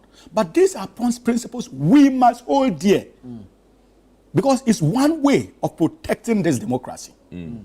People must begin to appreciate that irrespective of who you are and your contributions in the past, if you are found foul of the law, you will be held to account. Okay. That is what will make this democracy thrive. And we respect that. And I can assure him, unlike in the past we had, where people were being cleared, Conveyor belt. not just conveyor belt, where people were being, where the president was acting as a clearing agent, even when people were caught live on tape, receiving bribes under the guise of protecting our mining industry, who were subsequently cleared. This government, under His Excellency President Mahama, will not entertain that. And one exciting thing about that is that even not just the government, our support base are willing to punish any act of corruption, even before the NPP jumps in. And that is consoling. That is the kind of standard that we expect them to at least live up to. We appreciate, I always argue, that this democracy is our baby. And we'll do everything within our right as a political party to protect it. Because when we moved into democracy, the NDC indicated that unlike the attempts or romance with democracy in the past, this will survive. And we have so far ensured that it has survived. And so we will not do anything that would jeopardize the confidence that the Ghanaian people would have in this democracy to a point that they may be entertaining other options. But finally, he asked the question, I made a reference to the appointees of President Mahama to get ready. President Mahama has to get ready in case they also engage in corrupt deals. The MPP or any other government will take them to the clinic. As for that, And I you can were- guarantee that I can assure some you- appointees mistakenly will be corrupt. No, but you see, I can assure you that if they are found, it's not Mohammed's if they are fault. found under President John Dramani Mahama, he would not even wait Oh, really? for a change of government. He personally will deal with them because that track record is there. And that's why I made direct reference to the likes of Vicky Hammer, the direct reference to the likes of Abu Gapele. We acted. We did not have to wait for a change of government before he acted. And if you have forgotten, there are so many other cases that President Mahama acted on. Unlike Nana Addo Dankwa Akufo-Addo. of Sami Gyamfi. What's the What- issue? what's the What's the A issue? gentleman has written to Sraj, petitioned Sraj to investigate him for what he believes or suspects is a clear case of financial impropriety. And he says a suspicious display of wealth. Are these grounds enough for investigation? I am not equipped with the authority to determine whether it is enough grounds for further investigation or not. That is within the remit of Sraj. And Sraj is an independent body created by the 1992 Constitution of the Republic of Ghana. Even His Excellency President Mahama cannot interfere in the work of Sraj. So let us allow Sraj to conduct his own investigations and come out with his findings. And like we argued in the case of the Attorney General, the Chief Justice, citizens petitioned for an action to be taken. Citizens have petitioned, irrespective of the political leanings of the particular gentleman who has petitioned against Sami Gyamfi. It is a petition, and he's a citizen of Ghana, and the law gives him the right to carry out such a petition. Let us allow Sraj to conduct his own investigations. And if in the wisdom of Sraj, it is something that they need to further push, I'm pretty much convinced that they will do so in accordance with their dictates. But for me, this is much ado about nothing. And you see, the way I remember in opposition, I was having an informal discussion with one of our colleagues. And I was cautioning against fake humility. In the sense that many of us were not doing bad. But we were careful not to portray the picture as though we were living well, or at least we're better So you were rather faking? No. You see, I mean, many of us, I was included. You understand? So, for instance, I'm going somewhere to even a party function. You are afraid to wear a very nice suit, and they will say that you are living well. You have money. In opposition. In opposition. Yeah, they'll say you are living well. Because I used to come outside the country from. No, I'm not talking about this. I used to come. No, listen. Are you listening to me? So this is very. For all you know, I was not in the country. This is very incriminating. Please, it's not. I was not in the country. You are telling us but that in any case, life was good. In any case, of course, you see, that is the mark. That is the difference between the NDC and the NPP. It will be hypocritical for me to sit on this platform and say that some comrades in their businesses were not doing well under the last administration. It will be hypocritical. Hooray. But if you look at the havoc that the last government caused this country, and you compare the two so clearly, you couldn't have resisted the conclusion that it was a bad government. It doesn't mean that every Ghanaian was doing badly. The verdict is out. The verdict is out already. I agree. Exactly. So, but unlike you, we are not hypocritical in our stance. We know. We can count a number of our colleagues. My no, people. I mean your people. Unlike you, we can count a number of our colleagues who are okay. And $800. How much is the monthly income? I thought he was talking about something else. So. No, that's Sami. No, what I'm saying is that he's talking about. Allow him to moderate. I'll come to you. No, I'm saying that you are going. You are veering off into $800, which is not what you were talking about. No, we're talking about. Where this guy, we've moved on to the Sami Gyamfi matter. And the fact because see, my honesty on the platform has confused him, so I can understand. He said he was not privy to the petition, so I'm wondering. No, I've not said I'm not privy to the petition. I said that the laws. You see, my honesty has confused you. Calm down. Because if you're not privy to the petition, NPP is not used to honest politics. No, you're not privy to the petition. So I think that it has told you of balance. Okay. I've not said anywhere that I'm not privy to the petition. $800. I'm just telling you that it is the law. Okay. That is what we have been told. The woman has returned the money. You see, but you see, Nana. She said she will. Nana. Then I listened to the NPP. And I was reminded of the story of Joseph in the Bible. Potiphar's wife, remember? You remember? Yeah. I think in Genesis also, I'm not a Christian, so if I'm getting it wrong, I think Genesis 39, thereabout. You see, where Potiphar's wife. It's honorable reactions for me. No, he knows where I'm going. That's why he's reacting that way. I want to look and give him the. I don't want to do that psalm thing that happened to one of my members. You see? He said a psalm that was not in psalm. So I want to. I'm very meticulous. I'm quite sure about what I'm saying. Yeah. I think it's in Genesis. I'll give you the. Yes. Carry on. I think 39 thereabout. Potiphar's wife decided to throw all kinds of things against Joseph. Simply 39. because. Genesis 39. You see? NDC, we know what we talk about. Very well. You see, she decided to throw all kinds of debts on Joseph. Largely because what she wanted, Joseph denied her. And so for her, it was an opportune time to seek for her pound of flesh. Because that was the only way, in her judgment, to restore her dignity.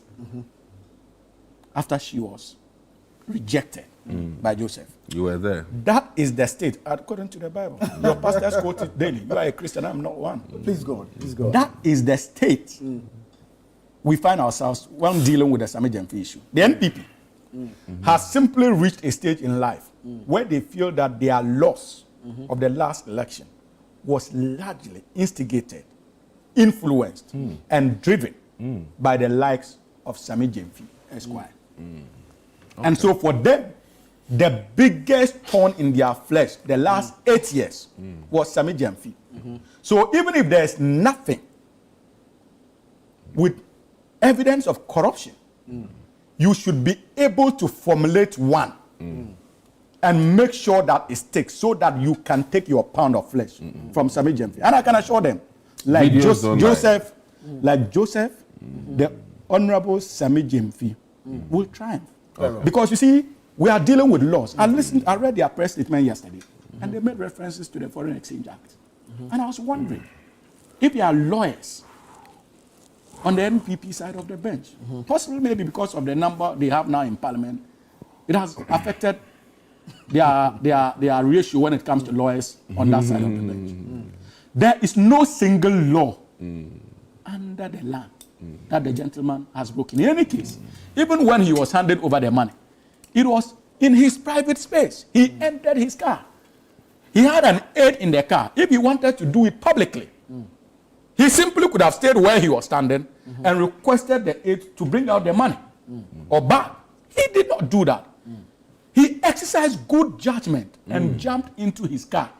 Someone forcefully invaded. Can you? Sorry. I was just saying that his apology. Someone forcefully invaded his privacy and decided to take pictures, videos of that particular incident. How is that his problem? In any case, how much does he earn? We all know how much the CEO of PMMC earns. Has he been paid? Far in excess of $800. Oh, okay. Yes, we know. Most of these state institutions. I don't know how much he earns. Of course. Why wouldn't he be paid? Is he not working? He's working. He's working. Sometimes so it takes 6 months. Exactly. But yes, but he's working. He's paid. So if somebody like Sammy Gyamfi decides to spend $800, maybe myself and you, because we are unemployed, we may not be able to produce that amount of money. But in any case, when dealing with Sammy Gyamfi, this is not new. In opposition, he was doing it. He was supporting people financially. Thank you. No. I have not learned. Let me learn. Why are you in a haste? Today, why are you behaving this way? Our time. I know, but you see, he asked about the apology. And I need to respond to that. Now, why did Sammy Gyamfi apologize? You see? In 30 seconds. And that is the difference between the NDC and the MPP. Like I always emphasize on this platform. We appreciate that there are many of our comrades out there who haven't gotten $800. Not $800. Haven't had the opportunity to even engage him for their problems to be solved. On a daily basis, go to his office. More than 100 people lining up to meet him, and he meets all of them. Wow. So when he sees that, go, just try and go. I'll go and visit. When he sees that, when someone who has not had that opportunity, of course, and has suffered for the party, the person will be down-spirited. So he needed to let them understand that, look, maybe this was an indiscretion. This is an indiscretion that shouldn't have happened. It has happened. And your apology should suffice. Yes, so I apologize. But there's no law that he has broken. So I don't see where they are running with this matter. Your party is of a different view. I think Suhuyini has spoken well. He's done well. He's defended to a large extent. But I think, for me personally, let's admit, culturally, these things happen to all of us. I mean, Okoboy lost because they say when he either comes, they don't see anything, or he doesn't come to engagements and all of these things, which comes back to my very good engineer here's point that why are people pandering politicians, and worrying politicians for their daily bread or hand-me-downs? I mean, this is a very, this opens that question and begs that question and that discussion, that further narrative that, why do ordinary people seem to always be wanting to take something from a political appointee? I mean, that psychology needs to be carefully looked at and frowned upon, because I don't think it will help our democracy, do well. But, one thing that the NDC needs to be particularly mindful of is the fact that it is really about perception, and the fact that the narrative is about the individual who did what he did, in the sense that he has screamed about many people who in this country, though we earn and use cedis, whereas it is under the MPP administration, flaunting cash and things like that. And that is where this whole thing is about, that, hey, this Abrantia who was blasting, former MPP appointees about their, birthday party, bonanzas and things like that, now he is seen doing same. So if you called others out in the previous administration? What has changed? That is what people are like asking. You know, it's almost like your man of God, you know, castigating people about adultery, only for you to see him at a hotel with a girl, and then you're wondering, hey, are you exorcising this woman or actually enjoying her? So that is what is the issue, really. And I think that, listen, I mean, we give out. All politicians do. But this is one guy who was literally bastardizing it when we were in power. So what has changed? I mean, that is the real question, you know. And admittedly, I think that it is now very clear that what was not good under the NPP now is okay, based on what I'm hearing today. And for that matter, are you likening it to what happened under NPP? Oh, if I'm not mistaken, Sami Gyamfi talked. I mean, he was one of the biggest persons to talk about Cecilia Dapa's money. Are you comparing the two, like, seriously? Can I land? Okay. My point is that the way and manner he went at it, in terms of dollars and people having it even in their house or whatever, I thought he'll be walking around with just CDs to begin with, and I thought that he would dole out, if anything, CDs, not dollars. And it's not about the act, but the person in question, who, as it is, felt that people were doing wrong, doing the same thing. That is what is funny. The perception is very interesting, and is literally a Kamarish thing. Kama is a bitch, and it has gotten him. And that is why there's an uproar and plenty talk. If it was, I mean, I don't think, I've seen Ibrahim Muhammad programs, he gives. But Ibrahim Muhammad did not chastise any of us for giving during the NPP administration. So these are the points. So I think that what we are telling Ghanaians in simple terms is that finally the NDC is doing some of the things that the NPP was doing that people thought was not acceptable, and for that matter, I can even cite many instances where, and I'll be very categorical here. Okudzeto Ablakwa, for instance, was a proponent of what you call state of emergency with regards to Galamsey, and about 3 weeks ago, I watched him in his 3-piece suit, now being rather not a proponent of emergency state with regards to the same mining. What has changed? So clearly, I think that what is important for Ghanaians is that, listen, the same people who were in opposition and making all kinds of damning statements about governance and government, now in power, are saying a whole host of different things in line with what we were doing as the NPP. And if you remember how we talked about gold reserves and its importance to the value of the city, now it seems like it's a no-brainer. The NDC is now even a preacher of that.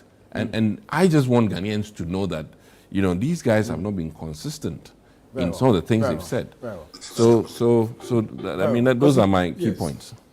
So quickly in relation to Sami Gyamfi's issue, like Suhini has said, clearly no law may have been broken. But if we agree that the purpose of leadership is to guide people in how to conduct it and how things should be done, then we should be looking at it and saying, is what he did proper? Is that good leadership? Those are some of the questions we need to. Let us also remember that I have spoken largely about the issue of politics of patronage, where our politicians gladly feed onto the system where they must give and people must vote for them. And therefore, the populace now thinks that every politician must give them money or must do something for them. And our politicians are consistently feeding into that. Look at our MPs. Recently, they passed a certain bill or something that says they must get money from the get fund to monitor projects. So gradually the public is looking at them and say, okay, you people are allocating a lot more money onto yourselves. And therefore we must come to you to get the money. So our politicians are consistently creating the system of politics and feeding into it so that you have a few people, and that is why I keep saying that the politics in this country at the moment, or the democracy, is delivering to the political elite. And that is dangerous for this country. Now, if you look at Sammy Gyamfi's conduct, you also want to look at the fact that a few years ago, Kujeto Ablakwa lost money in his car boot. This was $12,000. It was CDs. It was CDs. Yeah, it was CDs. I remember. Equivalent of $12,000. Okay, I won't. I don't know. But you see, then Washington Bay incident. Do you even remember the Washington Bay incident. No, but you see, that's not even accurate. But you see, what we need to keep looking at is that there's a consistent behavior of our politicians moving around with hordes of cash in their vehicle. Really? That is it. I have nothing in my car. Even under the MPP. I have nothing in my car. You have nothing in my car. Look, even under the MPP, we all heard stories about how people had dollars. Yeah, but they used to move. I know. They used to move with so much dish it out to you. And Nanado and Dr. Mahmoud Bawumia. So you see, trust me. We need, the leadership we are providing to the people must tell us where we are leading this country. Very soon, people will now begin to say, oh, okay, so politicians move on. So anywhere we see them, we must ask for money. That, for me, is the image that is dangerous. That's why the reset is important. And so when you are resetting, possibly Sammy Gyamfi must be your first example. That's not true. On what basis? You see, I'm looking leadership. I'm not saying this, though. I'm not saying this. On what basis? Because, look, if you look at the code of ethics, it applies largely to ministers.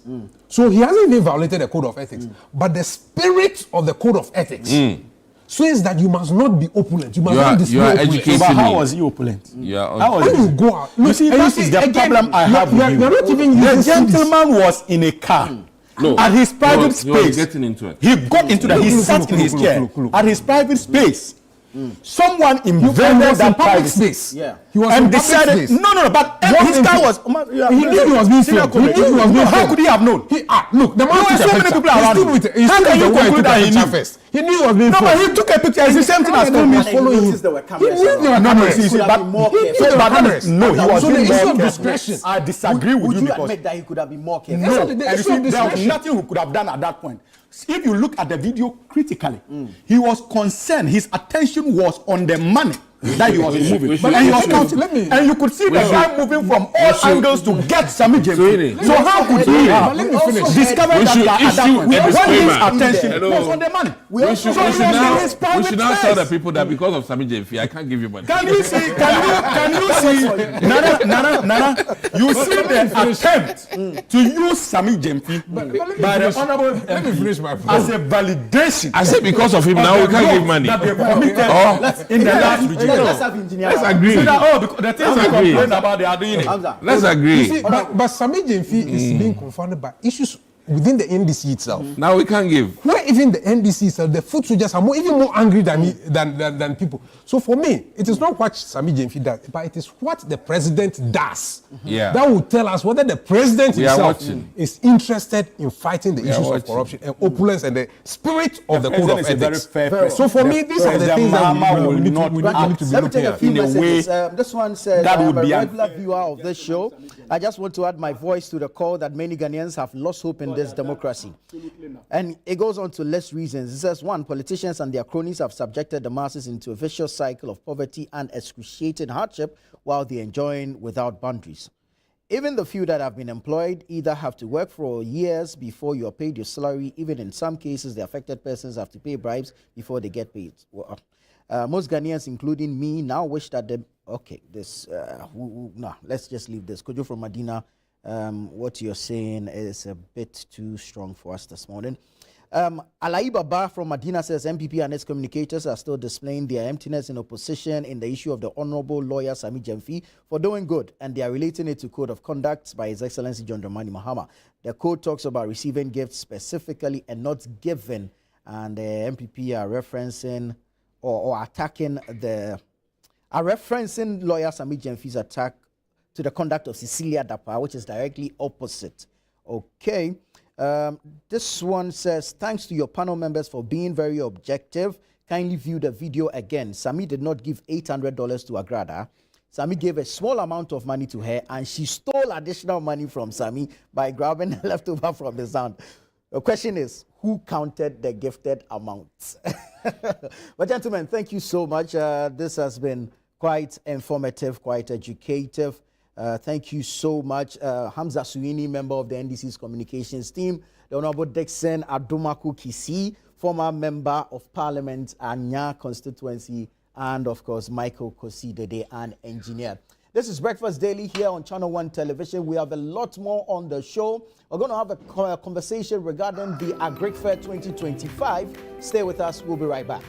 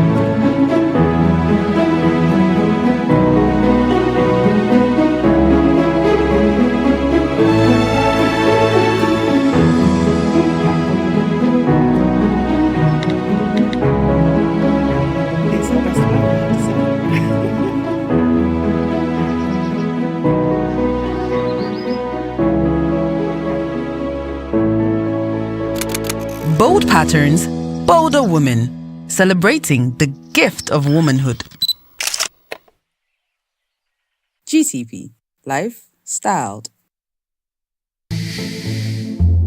In a fast-growing urban environment like Accra, you might think that your CCTV or electric fence would prevent crime. Hear the real stories from those who now feel safe like never before with Response One. We had CCTV and electric fence. We thought we were safe.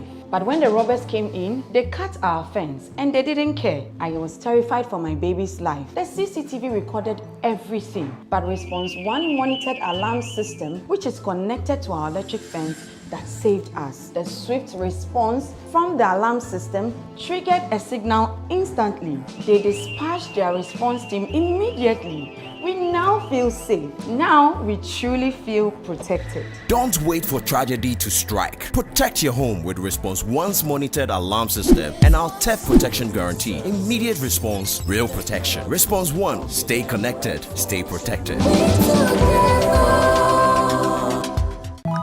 Yo fam, it's that time again. Finals. Oh yeah. Go TV. Let's go. Final. Go TV. This is too big.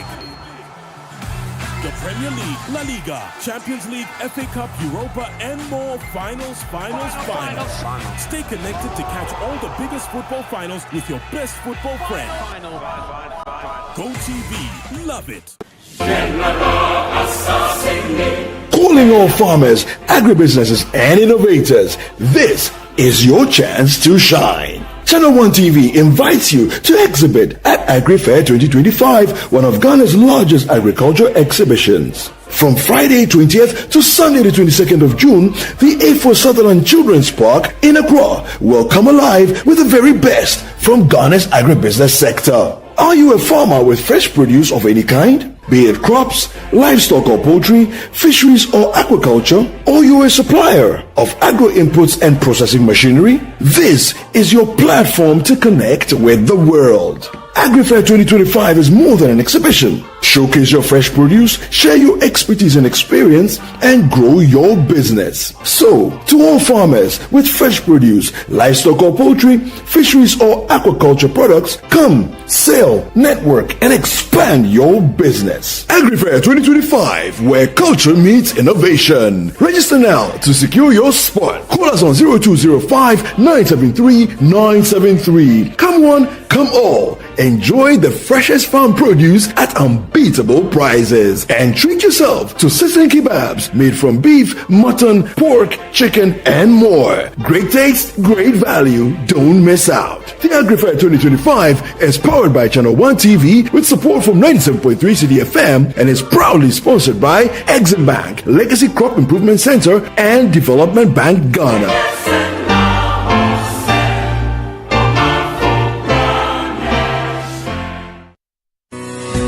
Imagine a place where technology and compassion meet.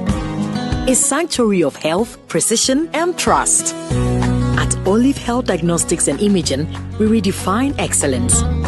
From advanced ultrasound, X-ray, and CT scan services to accurate laboratory, cardiology, and dentistry, our mission is clear: to provide the care you deserve with accuracy, precision, and speed. Your trusted healthcare partner, Olive Health Diagnostics, always ready whenever you need us. Olive Health Diagnostics and Imaging, redefining excellence in medical diagnostics.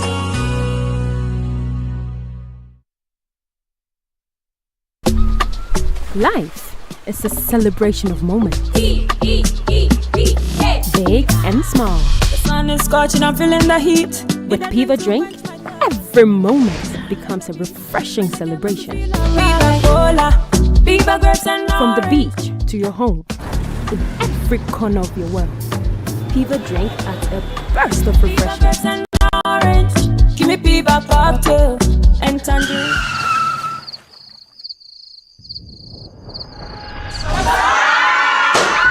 Celebrate every moment with Piva Drink.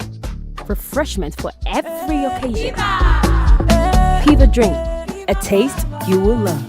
P for Piva. This advert is FDA approved.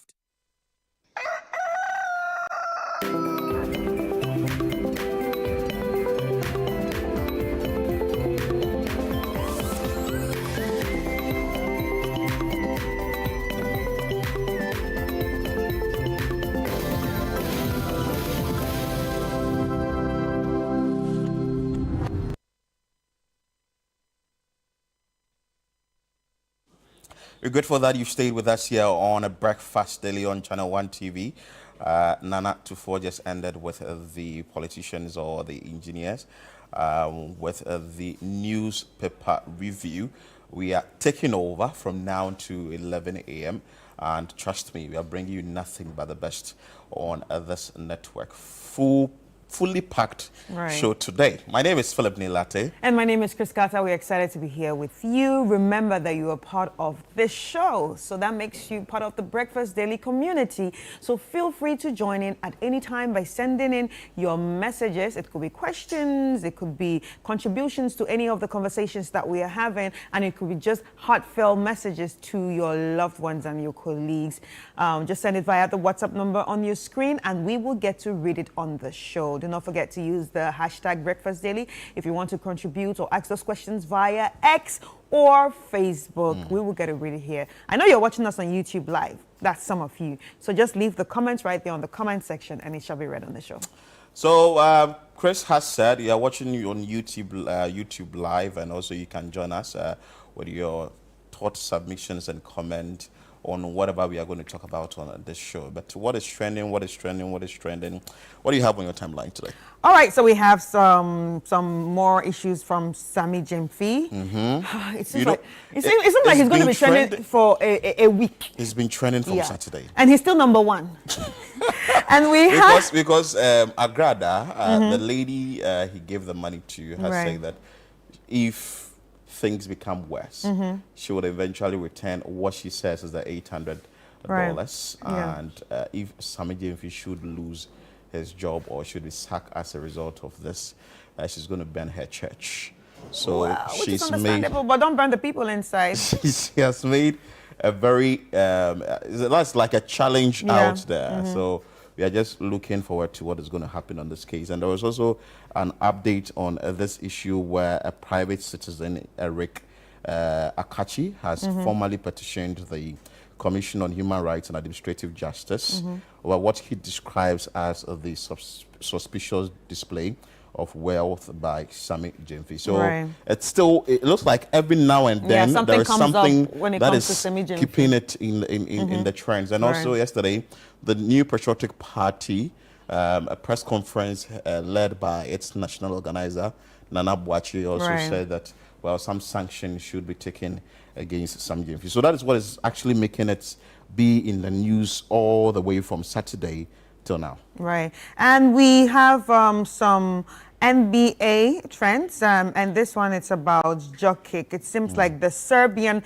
player outplayed himself yesterday. Even though the Nuggets were beating, he still played so hard, and he made some sort of history when it comes to the NBA. So yeah, for all basketball lovers, although the Nuggets are out, Jokic still made history. So his name is, let's say, in the history, the Serbian guy, his name is in the history books of the NBA. Right, he made some strikes yesterday. Yeah, like he played so well. Wow. Yeah, like so hard. He nearly even, put them ahead, but, luck was against them. And now we also have, still on sport, Emmanuel Arnaud. Yeah. Emmanuel Arnaud is a Ghanaian football player. And it's all about, the him actually putting out a message of Christ when he scored. It was which team? I don't know which team he plays, but the GFA actually fined him for displaying religious message on his undershirt. What we're also saying here on Twitter is that a statement he made, I think, on LGBTQ, and he says that why can't football players celebrate LGBTQ plus sexuality, but not their love for Jesus? Yeah, because he actually took off his shirt and he had an undershirt that says, I belong to Jesus. Yes. Yeah, but the GFA is fining him for fining him 500 Ghana cedis. Oh, yeah. For that? Yes. Is it? I think it's not allowed that you take off your jersey on the football pitch. So the quotation he made was Romans 14:8. He said, if we live for the Lord, and if we die, we'll die for the Lord. So whether we live or die, we belong to the Lord. It's the kingdom work on the pitch. So he's actually preaching the gospel on the pitch as he's playing football. So that's what is actually making him trend, Emmanuel. So yeah, there's an update on GFA regulatory action. So the nation's FC player, Emmanuel Arnaud, has been fined 500 Ghana cedis by the disciplinary committee for misconduct during the Ghana Premier League games against Asante Kotoko. The player was found guilty of displaying a religious message on his undergarment after removing his shirt. And also, he also has been strongly warned that any further misconduct will result to severe actions.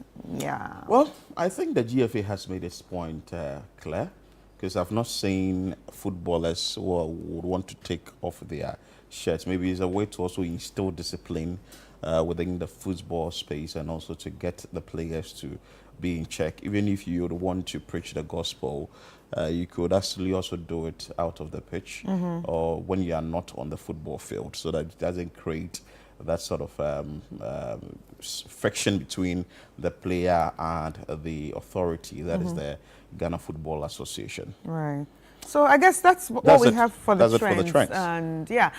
We just hope and pray that tomorrow we didn't come and Sammy Gyamfi and Abrada. Because it's Wednesday, we don't want to see Sammy Gyamfi tomorrow. What is the video of the day? Let's check it out.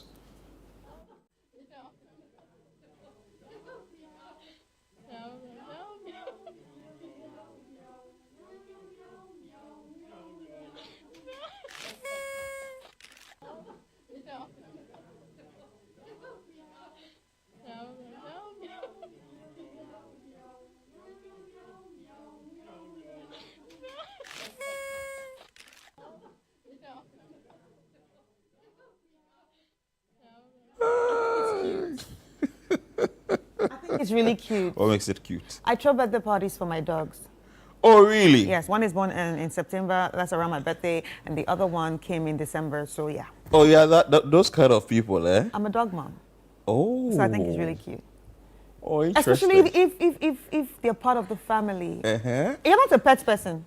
Well, I used to be until I can say that sometimes, well, it depends on how you train the pet. Maybe in the near future I'll try and get in there. But see, having a party for your cat and you've invited your boyfriend to be part of the party, and the cat himself or itself is not on around.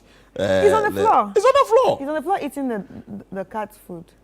Like you said, I'm actually preparing a photo shoot for my dogs. With the color and everything. Yeah. A photo shoot for your dog? Yes. Maybe you will be the next video of the day or the next picture of the day in the coming days. Yeah. Wow, interesting. That's interesting. That's interesting. Yeah. You know, because they cherish the life of the cat, and the cat may have played a very significant role in their life. You know, people love pets like the way you do. So from his point of view, it's very difficult or hard to date a white girl. I'm currently at her cat's birthday party. Well, that's the video of the day. I will invite you for my dog's birthday party, by the way. You'll be the next video of the day. I'll come and film you. Anyway, thank you for joining us this morning, though. Right now, it's time for us to, kick off the show, and we're kicking it off with some reggae dancehall music from Masani. Enjoy. We'll be back.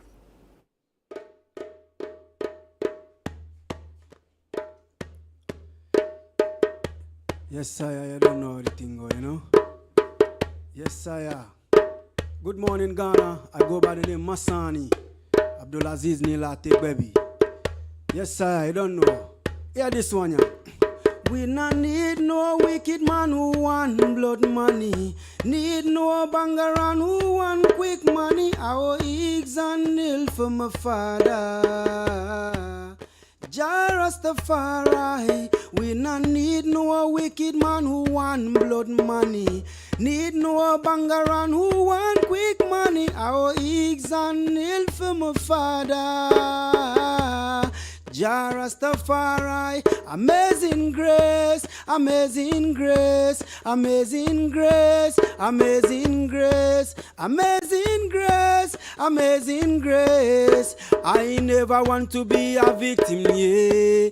Amazing grace, amazing grace, amazing grace, amazing grace, amazing grace, amazing grace.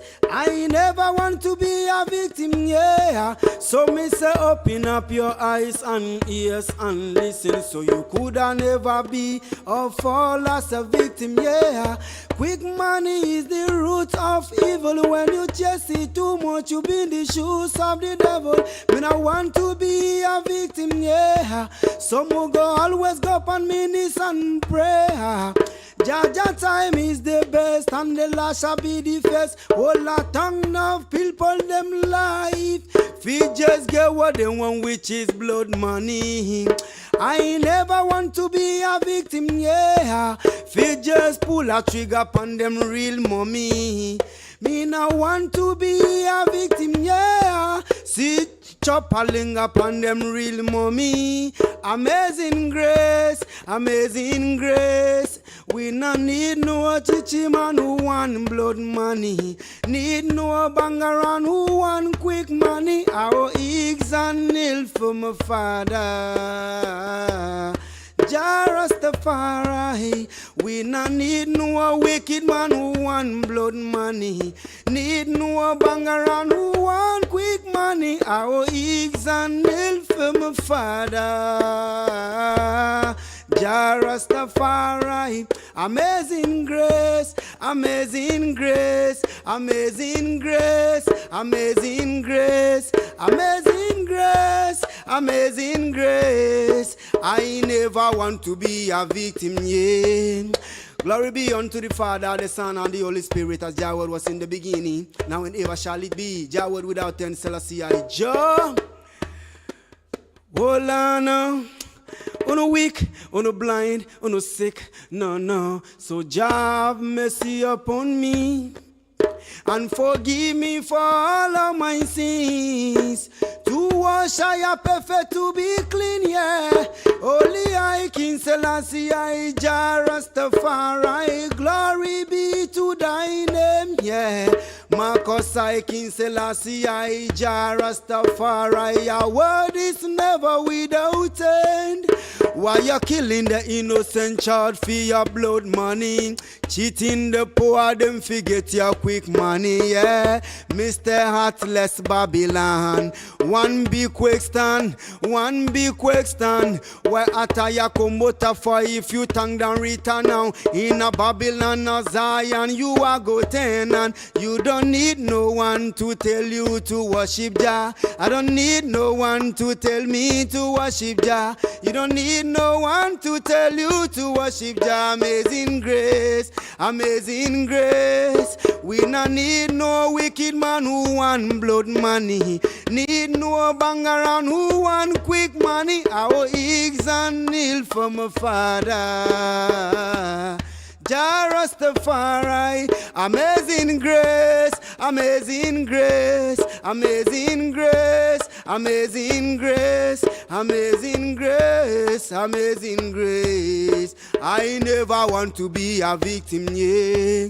You don't know how the thing go, no man, yeah man. Yeah man, we are coming to post. You see me I say, me and Raskuku, this is a tune where we bring Boucher. Yeah me I say, no man, run it style.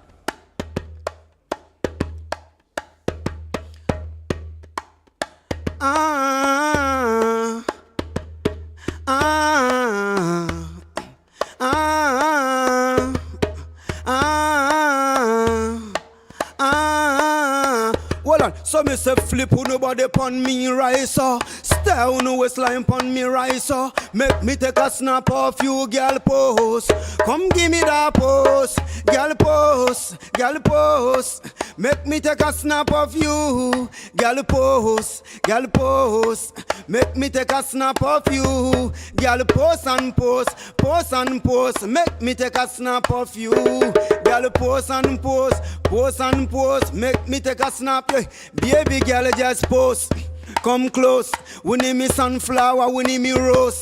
Who don't know, era me mo, kojo masha mi huna, me try me coat. And hey, if we cut a paw, my bone who paw, who don't know matter, who don't know matter. Baby I ubeko, odoko ni odowo, baby girl.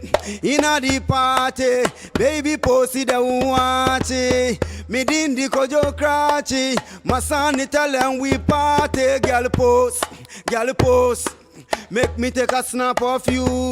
Girl pose, girl pose, make me take a snap of you. Someone go sexy girl, me impress. The only one that me love can do without you, girl. Because you me princess, me mistress. You are not a material girl, so me not want no criteria girl.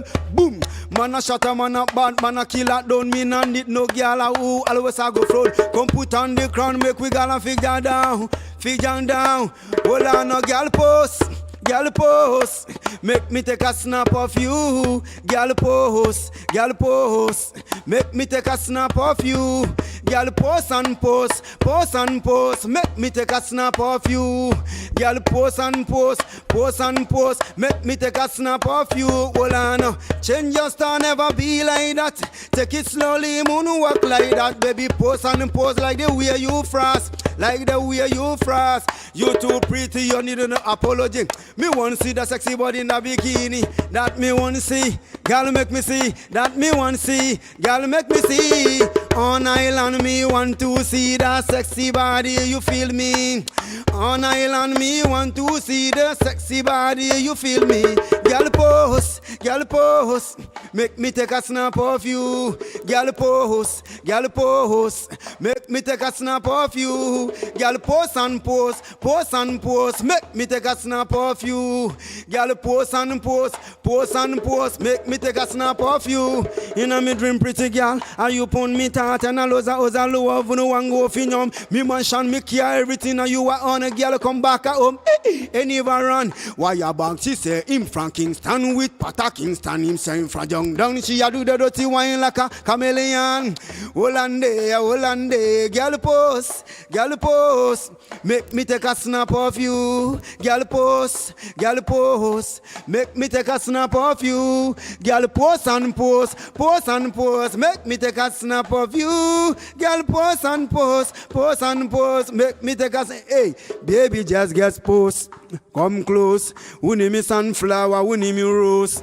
Who don't know? era mi mu kojo ma hwe mi hu na me twa mi ko Africa tapo mabo hu po udonu mato bibia ubeko odoko ni odowo baby gay ina di party baby pussy de uhuachi midindi kojo krachi my son tell them we party girl pose make me take a snap of you girl pose make me take a snap of you baby girl just pose and pose make me take a snap of you girl pose and pose make me take a snap of you so me say flip on nobody pan me rise up stay on the waistline pan me rise up make me take a snap of you girl pose come give me that pose girl pose.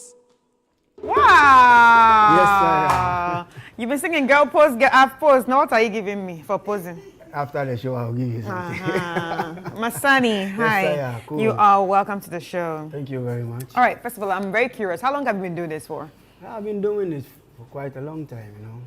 Yeah, to be precise, like 10 years. 10 years? Yeah. And you're Ghanaian? Yeah, I'm a Ghanaian. Yeah. And the patois? You know, sometimes if you want to do music, you don't have to basically stick to one genre. At least you have to, you know, mix. You have to mix. You know, music is dynamic and you have to just hear it. Okay, say that in patois, what you just said now. What I just said now? Yeah. Yeah, sometimes, you know, say if you want younger music, you just have to just try with a collaboration or all them things there to make it do road, you know what I mean? Hey, so what am I supposed to say? Yeah, man, cool. Yeah, man, cool. Cool, you know? All right, that's nice. But what actually inspired you to start making your, you know, genre of music, you know, that's reggae dancehall? You know where I'm coming from? I'm from Tema Newtown. I'm from Ningo, I'm from Pong.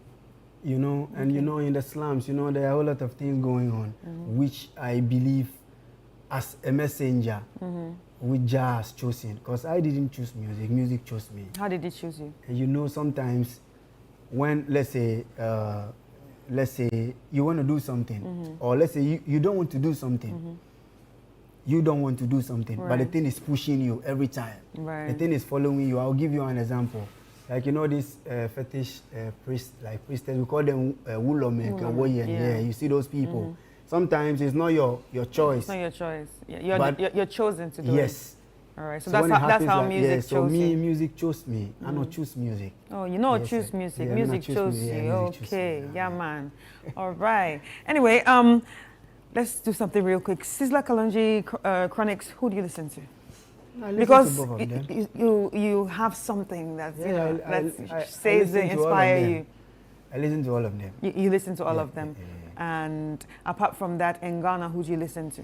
I listen to any reggae dancehall artist because they might have some style that, even though I'm a styler, I have 10,000 styles. Right. But you know, when it happens like that, you have to listen to other people. So at least you try blend with what So you how do you think the reggae and dancehall genre is doing in Ghana? Yeah, it's doing great. It's doing great? Yeah, as far as I'm concerned. Right. Reggae dancehall are the thing where I go in the place, you know. Yeah, so it's doing great. Right. Because it's not easy when you are being tagged as a reggae dancehall artist.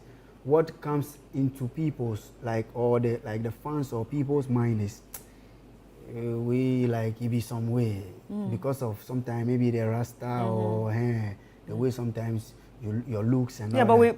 But we've had very successful reggae dancehall artists in Ghana, Shatta Wale and Stone Boy.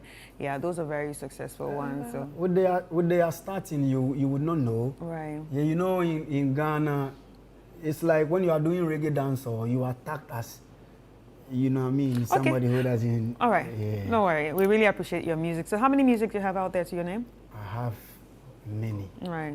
I have many music. A lot of songs. Yeah. And have you done any collaborations with anybody? I've done one with Stone Boy. I have international collaboration with Standpipe. I have with, I think, Raskuku episode. Right, okay. Yeah, I have D-Crime. Oh, that's good. All those artists. So how can people actually listen to you? If you want to listen to me, when you go online, you just type Masani. The Masani is being spelled M-A-S-A-A-N-Y.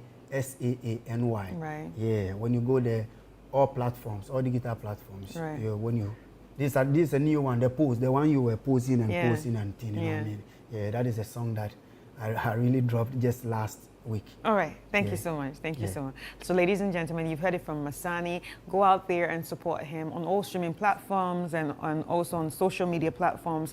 Look for Masani, and then you can support his ministry when it comes to music. Like he said, music chose him. He didn't choose music. And of course, I know that there are reggae dance hall, lovers out there. This is +1 for your playlist, so go out there and support him. Now it's time for us to take a quick break, and when we come back, we will be coming back with more.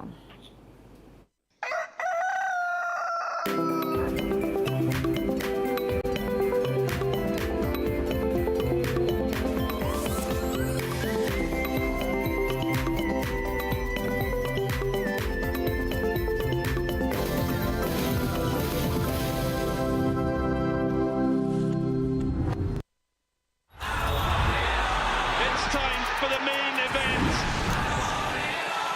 This is incredible.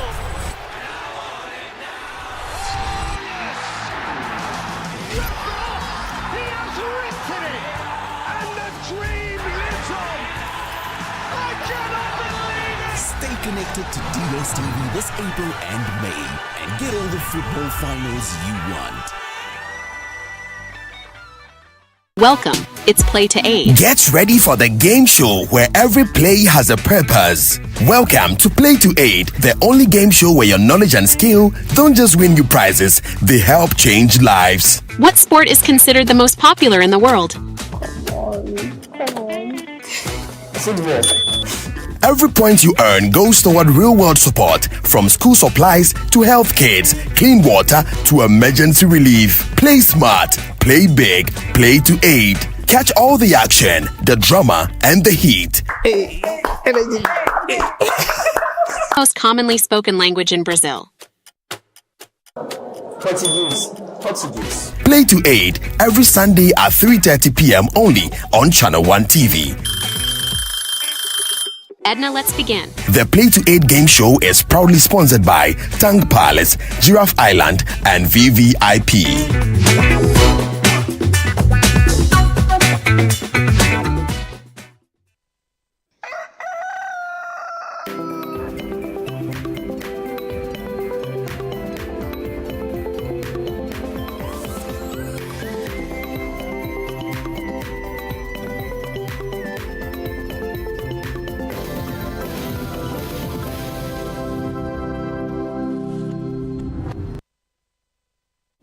So that was Masani and Chris Carter posing and posing and posing, and that was a beautiful one. We are still going to bring him back here again to give us more reggae tunes, but it's not time for us to enter communities. There is a very interesting story, or a developing story, looming disaster, if I'll put it, along the Achimota of Fanko Highway. And let's go straight into it. Man on the grounds, Fred Doho, is stationed along that road to bring us updates. But before that, there is a video to this effect. The bus stop boys went to that area to reveal or unravel what the issue proper is. Let's bring you that video. We cross over to Fred, and we'll get a detailed report of the problem. I will see a video here at the Ghana Highway Authorities. If you are not moving, by the and they are bound the road at Chemo. And before we come, I said, I see you almost safe away. A lot of drains that I know that the end of that. Some go forward and start at the end of the day. Iron rods now. I want concrete, I'm not strong. And now, Nipper Yasada, and the air concrete in there from say, I don't want to try iron rods now. Tom said that dry iron rods in there, concrete in there for ma. No much when you're quiet to take iron rods there. Ah, at Simota, Master Highway. Middle lane now, almost a no-go area for pedestrians. A moon of today. And on my regu from Sana. Iron rods a woman, you know, they call the Ghana Highway Authorities. Yeah, they are who and And of course, we tell the story here to bring it to the attention of the authorities. Chris, you've seen the video there. It's the worrying. iron rods have been exposed. We don't know which human beings went there to cut these iron rods. It's part of the road infrastructure. And it's very bad. Let's go down and speak to Fred Duho, who is stationed currently at the place, and tell us exactly what the situation is. Then we would have further conversation. Hello, Fred. Good morning. Good morning, Philip. Good morning to Carter. Hi, good what is the situation now at the place? What are you seeing when you got to the location? Well, Philip, it is quite obvious that what the Pastor boys pointed out quite recently in their viral video is one of the issues that is quite concerning. And, well, they alluded to the fact that probably some unscrupulous individuals took the opportunity to come down here, basically or literally to peel off the concrete and extract metal rods from the concrete. But what we are seeing on the ground may kind of differ from the narration that is attached to that particular video. This is not in any way to suggest that what they have said is false. It is basically because maybe what they've also sought to put out there to draw attention to the growing menace in the country is something we should commend them for. Obviously, they are doing a good job. But sometimes I believe that we should take our time in apportioning some of the blames or knowing the right causes of some of these issues. I say so confidently because from what I see, and if the camera technician can come closer for us to see what the situation is, it is obvious that this looks like a vehicle, from what I see, a vehicle that accidentally knocked off this concrete, exposing this entire stretch, and then the metal rods are exposed. And these metal rods are literally rusted. And so if individuals want to really deliberately come here and break this very heavy concrete, all the way from this place to that end, looking like some 10 feet or some 10 to 20 feet distance, to break it and expose metal, just to extract the metals for whatever reason, that really beats my imagination. Because this concrete is very, very thick. It will require a certain level of machinery or sophistication bring to bear to be able to peel off this entire concrete and expose the metals and then begin to cut them without anyone seeing or noticing same. Because this is a major highway that vehicles are applying almost 24 hours a day. And there is no way anyone would take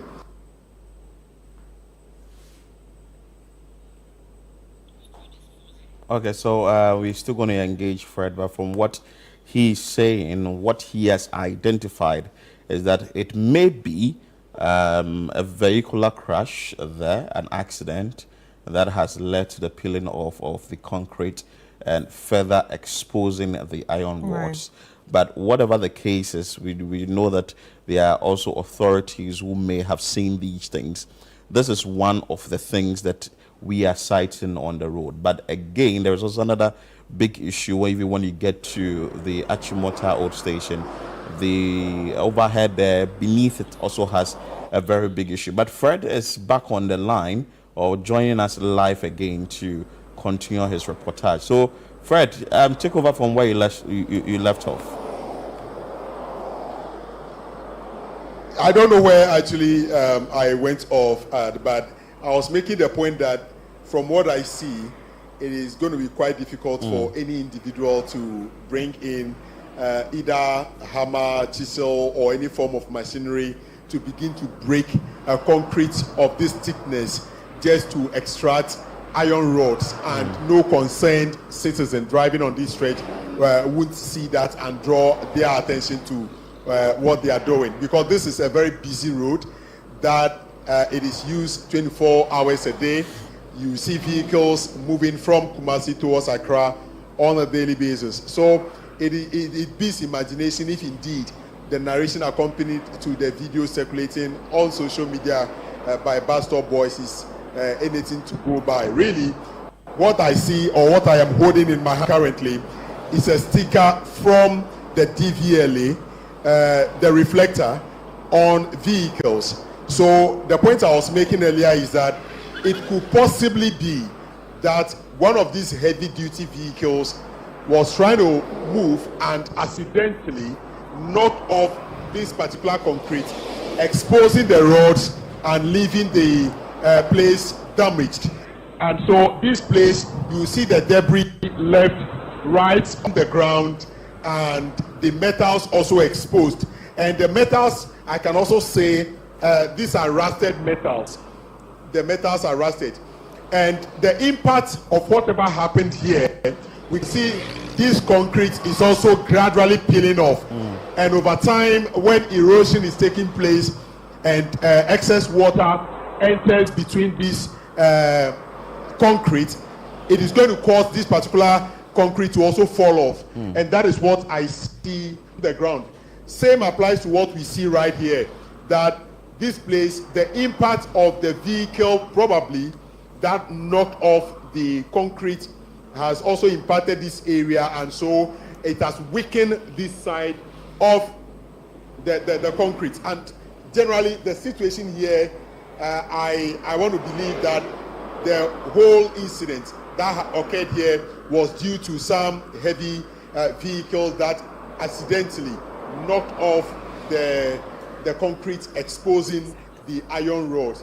But that notwithstanding, we think the authorities that matters, like the railways, or sorry, I was with the Railway Company Limited yesterday, so they are still on my lips. The Ghana Highways Authority, they should turn their attention to this place and find some remedy to this. Either they would have to re-engineer and slap this place with another concrete to anchor this road from further deterioration. That would really help for our national good. Fred, did you try engaging residents around to find out from them whether when this incident happened, and if you may have seen or spoken to any eyewitness or someone who stays nearby and is aware of this this situation? Did you engage anybody like that? Philip, I have not engaged anyone yet. See, the area we are talking about is such that it is difficult for anyone to access this place. And where I stand currently is the slabs that are used to cover the drain under the road, or on the road. I can say that you will not see anyone loitering around here, no pedestrian moving on this stretch, except for vehicles that are moving on high speed, and a number of stores, hardware stores that are across the road, and getting to that place will be quite difficult. But the situation remains that the narration that is attached to that particular video, I bet to differ that I doubt individual would come here with that sort of intention to break this very thick concrete just to expose metals, cut them. This is not in any way to either discount what the bus stop boys are saying, but from what I see on the ground, I want to believe that it is some form of accident that occurred on the stretch that is leaving these metals exposed. But also, that notwithstanding, the authorities that matters, like the Ghana Highway Authority, the Roads and Highways Ministry, they should turn their attention to this particular situation and ensure that they re-engineer this particular concrete to prevent it from further deteriorating. Aside from that, I believe the major thing of concern again is that drivers would have to drive with care, with a certain level of caution on the stretch. When their vehicles are having issues, they should park on the shoulder of the road and fix the problem. Because even stopping here for the past 20 to 30 minutes, we've seen about 2 vehicles that have already parked on the shoulder of the road because they have one form of fault or the other, and the owners are attending to them. So it could be that this whole thing that we see was due to a bigger truck that veered off the road and kicked or knocked off the concrete, exposing the metals, and not what we are seeing in that particular viral video. Okay, Fred. Thank you so much. Keep at post or stay at post for us. We will definitely come back to you and have further conversation on this. This is just interesting, Chris, from what we are saying. Yeah. But we will engage a technical man, someone who is an engineer, and find out from the person what he thinks this can be, whether it's an act of vandalism, it's an accident, or from his expertise, from what he knows, what he thinks that this can be on the road. Yeah, but we actually have a message before we get into that. Okay. We have a message from one of the viewers. He or she says, "Hi, Channel 1. The concrete breakages don't happen overnight. It's done at midnight and with big hammers. Whoa. When you are driving at night over there, you won't dare to stop your vehicle for security reasons." So more like some people have seen them actually vandalizing. So the Boston Boys, and it happens at right. what, late at night? Yes. Anyway, let's engage Engineer Abdullahi Mahama, road and building engineer, and find out from him. He's going to join us shortly, so we have a conversation on this. But see, whether it's act of vandalism, it's an accident, or whatever it is, I still say that the authorities in the country can see what's going on. They should be able to see that this is how the road has become, and some sort of attention must be given to the road. Because see, if this stays on for a very long time, and like the way we've taken our cameras there, and the information is that you do not really give much attention to it, what becomes of it after 10 years, after 15 years, even 5 years? Yeah. It keeps deteriorating. But from a layman point of view, I have questions. Questions like, what exactly are they breaking it for? Well, I really can't tell. Is it the iron? Of Is it, like, do they sell it? If we are alleging that it's the scrap dealers, then they would need the metallic bar in there, the iron, to sell, because someone was saying that is their means of survival. But if we are not attributing it to the scrap dealers, then someone will also say that this is just an ordinary accident that happened, and the thing, because it's rusted or some sort of it's coming out, it's peeling off gradually. But from what the message is this morning, and maybe someone who like probably lives in the area, or probably someone that applies that route at night, so and the person understands that such a thing has been happening for a very long time. And you see that road is sort of dangerous in such a way that you wouldn't dare stop your vehicle to question somebody who may be tampering with road appurtenances or be tampering with components of the road. You understand? So you would just drive off and just leave it to the authorities to take attention on this. But like we are bringing this to the attention of the authorities right now, the Ministry of Roads and Highways, the Ghana Highways Authority, the Assembly. I think this is under the Ganoth Municipal Assembly. Just not long ago, the MC was confirmed. You would want to take up this issue and see what is happening on the road. Within the assemblies, there are road engineers, so you'd want to also see what is happening on this stretch. And also citizens. There's something called See Something, Say Something. So they're saying it. The bus stop boys have said it. But bus stop boys have said it, agreed.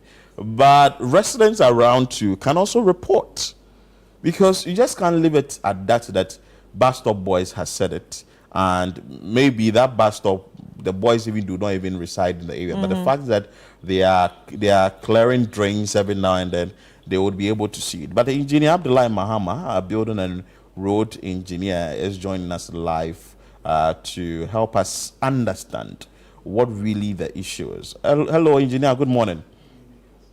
Good morning, Philip. I trust you are doing well. I'm fine. You have seen this video. From your point of view, what do you think may have accounted to this? Just a good morning to your viewers and your co-host. The information that I had from your videos is that there has been some removal of the cover of the concrete. That concrete actually is what we call the grade separator. You see, there's one of the roads up there and the one down there. So that kind of concrete is very strong. It wouldn't be any thief or scrap boys or whatever who have gone there to chisel the concrete. Like Fred who rightly said, this is an impact, because the strength of concrete we're talking about here is about 40 Pascal, and that kind of concrete is very, very strong. You need to use a chisel to bring it down. So it will definitely be an accident. There will be an impact of a vehicle, a trailer, or anything that has actually run into that. Man, you look at the space. You look at we're coming from Chimota, right? So it looks like a small curve. And I've seen several cars in those areas impacting on the concrete as and when they are involved in accident. What I think ought to be done here is that the police, who are the first point of call when we have accidents, I've said this over and over, even with traffic light, that when they assess the vehicles and they are about to release the vehicles, they should inform the local assemblies. In this case, GANOF. The local assemblies will also inform the Ghana Health Authority or any of the institutions that are mandated to act accordingly, so that we will just not have accidents damaging public property every now and then. But once this has been made viral, it will get to the attention of the Ghana Health Authority. Myself, I'm going to speak to some of the officials of Ghana Health Authority to quickly move in and then do the remedial works. There is not anything that has to be done for maybe stay for a very long time, because we've seen that the iron rods are already corroding. It means that that's taking some time. And those areas, you don't walk around that area. It's not area for walking. There we have the footbridges intermittently along the road. So it just took the boys that you mentioned their names. Those who have been removing those the bus stop boys. Other things. The bus stop boys have gone there to actually brought this to our attention of all of us, and I think it's just in the right direction. We need to just go in as Ghana Health Authority, and then they'll get this thing remedied, I'm sure. But can the impact you said, if it's a vehicle, can the impact lead to the falling out or removal of the iron rods that we are seeing? No, so the impact would definitely bring some of the covers of that, the concrete cover. The concrete cover is just about 4 cm. A very small one, just to cover the iron rods to prevent corrosion. That is why we actually. So if I'm putting up a building close to the sea area, along the coastal area, my cover of concrete has to be bigger because of the intrusion of and the possibility of having the salt to react quickly with the iron rods to hasten the corrosion. When I'm actually in the hinterland where I don't have any of these things, my covers are not necessarily supposed to be very big. But this is definitely an impact of a vehicle that has caused this. And so it will just be remedied. But man, you see, like I said initially, when you have a grade separation where one of the roads is up there and one is down there, the concrete there is actually supposed to retain first and foremost the soil. And then having in consideration the load of the vehicle which are applying the top. All the concrete there is actually meant to retain the concrete, the soil at the top there, as well as the load of the vehicle. So it's not small. It's not the concrete that Philip will have in his house. This is a major concrete that is used for retention of the load that is coming from the top there. All right, so now that it's open like that, and obviously the iron rods are sticking out, do you think it's also an avenue for people to go and pull out the iron rods, especially scrap dealers? For them, they have become a very, in fact, albatross on our necks in the country. You move around, even Achimota, Hacho area, where we have vehicular slabs, the one that the vehicle even goes across it. Those metals have just been taken over by these people. When they look around and they don't see anybody, they just get these things off. But this one, I think, like Dio said, vehicles are just moving there. So it will be funny to see somebody standing there actually cutting those iron. But they can do anything. In fact, you remember when the Pokwasi interchange was actually commissioned? We had people going in there to remove the information sign, the directional sign that was supposed to actually give people directions to whether you are going to Awushi, you are going to ACP, or you are going to Kumasi and the likes. And what I see that Ghana Highways will quickly come in. Once this video has gone viral, they will come and have assessment. They will just come and assess the level of the extent of deterioration or the damage, and then remedy the situation ASAP. That's I can assure you of that. Right. And how important is, covering up the damaged area? How important is it to the road? Like, will it affect it in any way if it's not covered? This will take quite some time. Okay. Like I said, aesthetically, you see like the iron rods are exposed, but when the engineers come in, they will come and do the assessment with their machine. They will look at, the structural engineer will come and just have a look at the concrete strength and iron rods, whether they can even lap them. And then they will just remedy it and then just put another cover so that the corrosion will not continue. That's what they are going to do there. Right. Talking about this issue, when it comes to enforcement, as an engineer, what do you think that can be done to ensure that when situations like this happen, immediately it should be resolved? First and foremost, if you do not see it, you wouldn't be able to resolve the issue. When the roads are completed, they are handed over to the Ghana Highways Authority, who also in turn hand over to the local assemblies where the road traverses. It's really important that the area managers of those assemblies, who mostly go around to monitor their roads under them, report some of these damages early, and then budgets are actually allocated, and then the remedial measures are taken. It's scattered across the country. One area manager may be in charge of like 4 or 3 districts. And they do these things on monthly basis. And I'm sure you know how budgets are actually, monies are released from the ministry for some of these things. It comes like in maybe quarterly. But when there's any emergency, like a slab, a culvert, a bridge collapsing, that one needs some attention. But this is not actually a major thing that will just cause damage to the road. And so, like I said, when the GHA comes in to do the assessment, this will be done. And I'm not sure that this will bring a collapse of the structure anytime soon, in many years. But we will not leave it for the iron rods to continue to corrode. Right. And then cause further damages to the road. Because there are 2 components. It's only the concrete and iron rods which actually is holding the road up there. And that will be done. That will be done. Right. So just to add to what Philip asked, is there a way that accountability is taken? Like maybe they go back to check every 6 months, or is there a routine check every 3 months or every year? Let's see what we've built, how it's being maintained, how it's being managed. Is there something like that? Do we always need to come and say it on TV? No, it is done. Okay. It is done.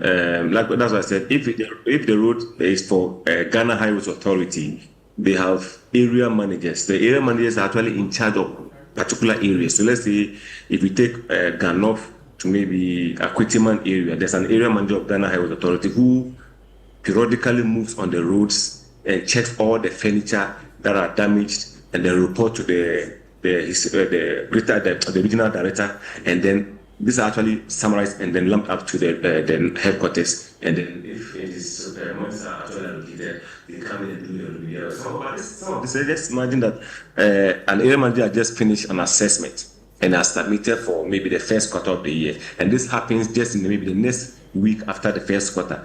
If it's not an emergency, he or she would go around to do for the next quarter. Like I said, unless of course it is so devastating that it actually be detrimental to the health of people or the lives of people, that emergency measures will be kicked in so that they will remedy those ones. Like, remember the motorway when we had a collapse of a slab across the road. You remember about 4 days, the minister himself was there, and then the road was actually closed to motorists, and then they remedied the situation and then opened back to traffic. This particular road, the Achimota to Ofankor stretch, or let's say from Kwame Nkrumah Circle to the Ofankor stretch, has been there for a very long time. What do you have to say about maintenance on this particular road? Because driving on the stretch, you see that crash barriers are not good, or they've been broken down, street lights, potholes, some portions of the road, among other issues. As an engineer, you have driven on this road several times. What is your view on maintenance of this road? For, let's say, from Circle to Ofankor, the road fairly is in a very good condition. The actual road, you're talking about the road furniture, where we have the line markings, the crash barriers, and then the street lights. I am told, in fact, last week I was on the same station with two of your other hosts dealing with the street lights, and said that the Minister for Greater Accra Region is trying to put up, it's at about 70% in the first 50 days. So that is being done. I've seen the crash barriers that you are talking about, some of them off the road. And like I said, the Ghana Highways Authority will have noticed all this. They would put in some of their engineers on the road to actually assess the challenges or the damages, and then bring to their attention. But I said one thing, you see, while we insure our vehicles, is because of some of these damages. And so we shouldn't always go back to government to come and remedy or to repair these things. But a lot of this depends on the police. Like I said, the police are the first point of call. The street lights that are being damaged on the road, the crash barriers that are being damaged on the roads, shouldn't just go back to government for government to come and repair them. Why do we have third party? Why do we have comprehensive insurance done? So when the police always finish assessing the vehicles, like I said, they should take to the next stage, where the Ghana Highways Authority or the local authority are informed, and then they will now trigger the second clause in case there are 2 street lights that are damaged as a result of one particular accident. The vehicle is insured. Either the person decides to own up to repair on his own, or the insurance will take it up and then repair based on the terms and conditions that the person has actually insured his vehicle. And these are something that I think the police have fallen short of over the years, because I've actually come up with this thing for the past 6, 7, 8 years, that we have to do this all the time. You don't release the cars, you don't release the vehicles after you have done your test and you are satisfied. Get to the next stage. If the traffic light is involved, if the street light is involved, if a crash barrier is involved, engage the assembly, engage the authorities, let them assess the issue, surcharge, and let the monies be paid. And so that Ghana Highway Authority, Department of Urban Roads or Federal Roads will not be outstretched with the finances that are supposed to use for additional or new construction. We don't have to do this and allow that, because it's a Ghana property. In fact, there was a time that a vehicle ran into some crash barriers on one of the stretches I know. When the issue came up, in fact, a policeman told us that it's not government property. I'm telling you, I actually approached the policeman. He told me it's not government property. So must we allow damage to be done? So why are we insuring our vehicles in the first place? Because these are some of the factors: fire outbreak, accident, death, and other things. So we should let the institutions that are supposed, because if you don't have your insurance, the police will arrest you, right?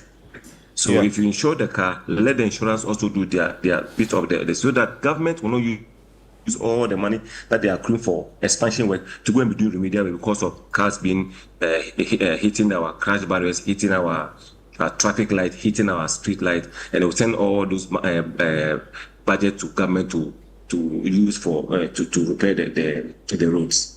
So from what you are saying, the insurance company should also be firmly involved when it comes to the maintenance of our roads? The police are supposed to do the needful. The insurance company will not come when the police have not actually triggered the condition. I mean the clauses. When they are done, they should get to the next stage. If they don't know the Ghana Highway Authority, they should do with the local authority. The local authority will definitely find the Ghana Highway Authority or the Department of Urban Roads to trigger the second stage of it. We don't just release the car because you are done with your test and you have okayed the situation. Then let the second stage also be triggered, and then let's get results on our route. The street light that we are having issues with, you may have street light in fact installed today. Then because they're actually done in series, one of the street light will be hit by a vehicle, and then the rest of the street light will be off. Just because one has been triggered. And so we have to work on these things as a country. All of us have to be involved. Interconnectivity is a must in this case, so that our roads will be safe. So that when we are driving in the evening, all of us will enjoy some illumination on the roads. Thank you. All right. So Engineer Abdullahi, just hang on for us. We actually have Mr. Benjamin, who is on the line right now. And Mr. Benjamin is an architect, registered architect, principal architect, OBA architect in Ayim Mensa, and he sent a message this morning to the radio station, that's the City Breakfast Show. He said, "Good morning, boss. I believe you're doing well. My name is Benjamin. I'm a professional architect. This morning I want to bring to your attention a very urgent matter, and that's the issue of scrap dealers. There are a lot of young men, in quotes, some of them foreigners, roaming around our cities, towns, claiming to be collecting scrap metal for sale to scrap yards. And their main modus operandi is to steal iron rods, electrical cables, air conditioner, copper pipes, etc. from construction site, as well as a metal component from road infrastructure. As a country, we need to urgently address this problem. There has to be serious regulation of this practice." So joining us is Mr. Benjamin Ayim Ofer. Hello, Mr. Benjamin. Hello, good morning. Good morning, how are you? I'm fine, how are you too? I'm fine, thanks for joining us this morning on Breakfast Daily. Thank you for having me. All right, so obviously, I'm sure you can hear everything that we are talking about, and you have brought the issue, or you are coming from the perspective of scrap dealers and the one that steals from the roads. Can you, share more of your experience for us? All right, thank you. Yes, as I said in my text, I'm an architect, so I have some construction sites that I work on. And of late, it becomes very rampant that people claiming to be scrap collectors, they enter sites, they intrude on properties, and then they steal copper pipes, cables, etc., which are being used, for the project.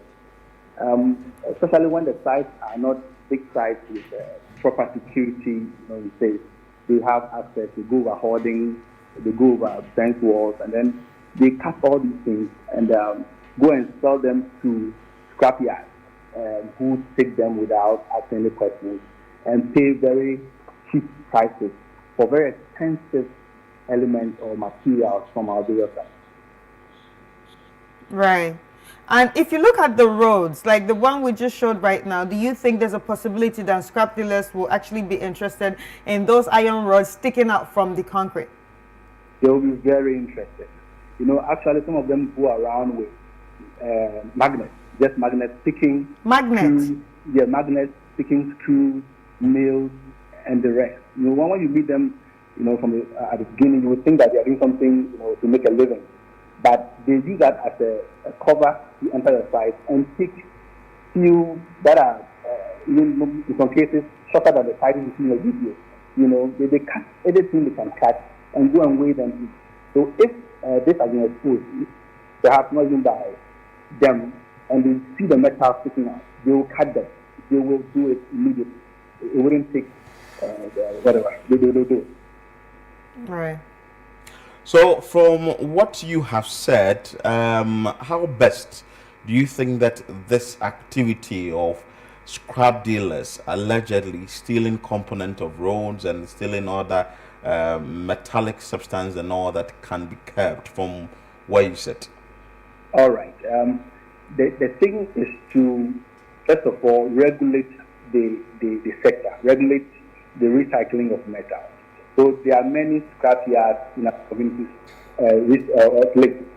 I don't think they are too regulated. They spring up and they seem to be collecting scrap and taking it to Tema, I think. Now, individuals go around to pick metal and bring it up. I think that should stop. That should be banned. You can't have individuals going around to pick metal for recycling. The scrap yards themselves will have to be regulated by the city assembly, giving some kind of license or permit to collect scrap.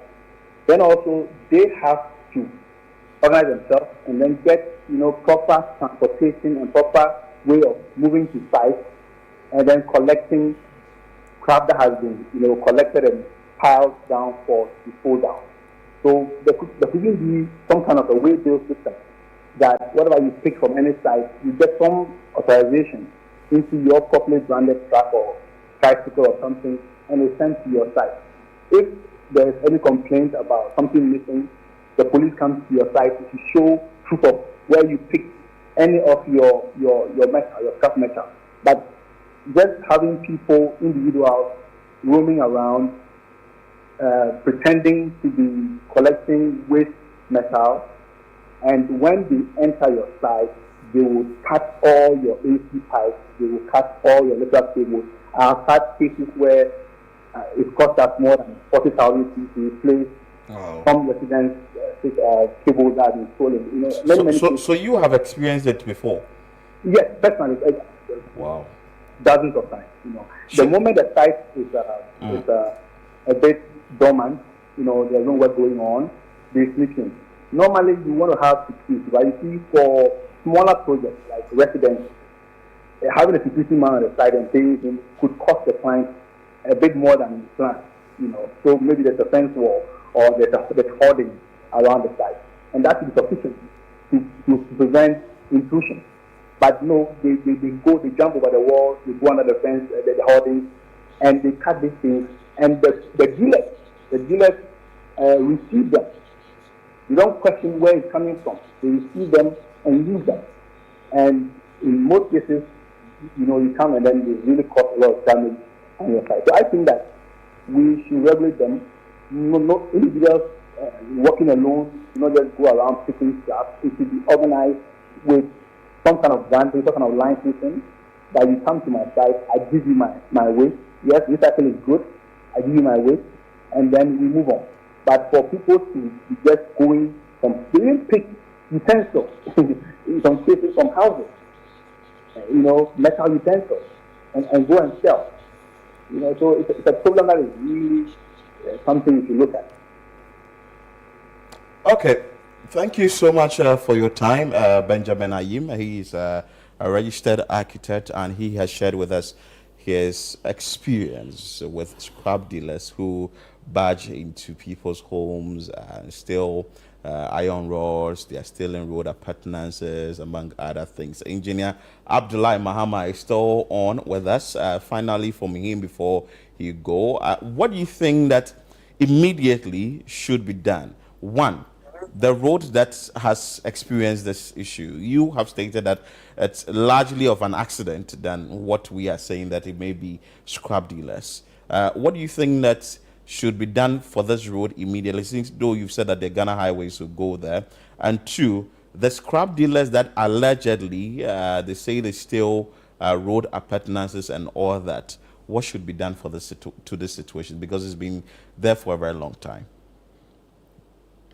Hello, can you hear me? I can hear you loud and clear. Okay, first of all, that's my classmate, Benjamin Ayim. Oh, beautiful. Two classmates meeting on one show. That's interesting. Yeah, like I just have to say everything that the gentleman said was just right. Ben said was right. In fact, we were actually on the same project and the same experience we had about some 5 years ago. So we just have to make sure that the regulators act, come in and start working. We have to be each other's keeper. These scrap dealers are found in our community every now and then with some two-wheeled trucks, tires, or is it moving around and pretend to be carrying any loose metal they see along the road. But when they come close to an area which is dormant, like you said, they move into your facilities and then take other things that are so expensive. I just went across Tommy area about 2 days ago where I saw 4 metal slabs, gratings, taken up the road, making the road so dangerous that if you are driving in the night and you don't actually look forward a bit to assess the turnings, you run into the drains, and that is very dangerous. One of them, I actually had to come down myself and then just put some warning signs, a tree inside the drain, just to warn of potential guys who may fall in, especially in the evenings. And so it's a canker that we have to deal with. When these people are found and caught, we should have different or stricter punishments given to persons who are actually taking items that will put the whole community in trouble. Maybe, an individual home or domestic house, I know it's still thievery, but when the person goes beyond that and goes to take something that an accident will cause a lot of fatalities, the courts have to do more to get these guys off the roads when they are found or when they are caught, to the security services, and then how we deal with them accordingly. Great. Thank you so much, Engineer Abdullahi Mahama, as always. When we give you a call, you listen to us and also help us to understand issues on the show. We are grateful for your time. He's a road and building consultant, and he's shared his expertise with us as to what exactly is happening on the Achimota to Mfankon Road and what should be done to prevent the activities of scrap dealers, that is one, affecting homes, and two, affecting road components. Yeah, and I feel like every scrap dealer should actually be questioned. No, I think also the final destination of where it's going, items end up should be checked. Yeah. Yes, because if road signs are being stolen, there was a recent one that I think Fauzu Masaudu did, where a gentleman stole a signpost, and he had to follow the gentleman and question him, where are you taking the signpost to? Eventually ended up handing him over to the police, and the police took the issue on. So it tells us that when you see something, you say something. We have to be citizens and not spectators. There was a day where I was driving along the Pokwase to Ablikuma stretch, and I saw somebody working on the street lights. Quickly, fortunately, I know some of the engineers, so I called one of the engineers, asked him, have you by any way sent someone to work on a street light? Because we are battling with people stealing components of street lights. Then he confirmed that, okay, fine, there is a firm going around to fix the street lights, because I wasn't so much certain that someone could be working on the street light. So if you see something, please say something. The country is for all of us. It's not for just a section of the public. Okay? All right, yes. Talking about street lights, though, we have a message from another viewer. Dear, good morning, everyone. And there's an urgent and growing concern we can't ignore anymore. The level of vandalism and theft happening during the night and early dawn is getting completely out of hand. Street lights are off, that's what you're talking about, and the darkness is now a cover for serious criminal activity. The reports from the Bus Stop Boys are real, and anyone trying to discredit them is ignoring the danger. While, yes, some of this might stem from accidents or wear or tear, much of the damage is deliberate, and these criminals are taking advantage of weak infrastructure to steal cables, iron rods, and vandalize public property right under our noses. Just a few nights ago, my phone was snatched straight from my car at the Achimota Enclave. Talking about the Achimota Enclave, Jifa also experienced something like that. In fact, she saw it happening. It's not hearsay, it's happening. When you drive late at night, you often see suspicious activities, but the lack of street lights and visible security makes it too dangerous to confront anyone. See something, say something. So this is one of the reasons people don't want to see and say. So this is how they get away.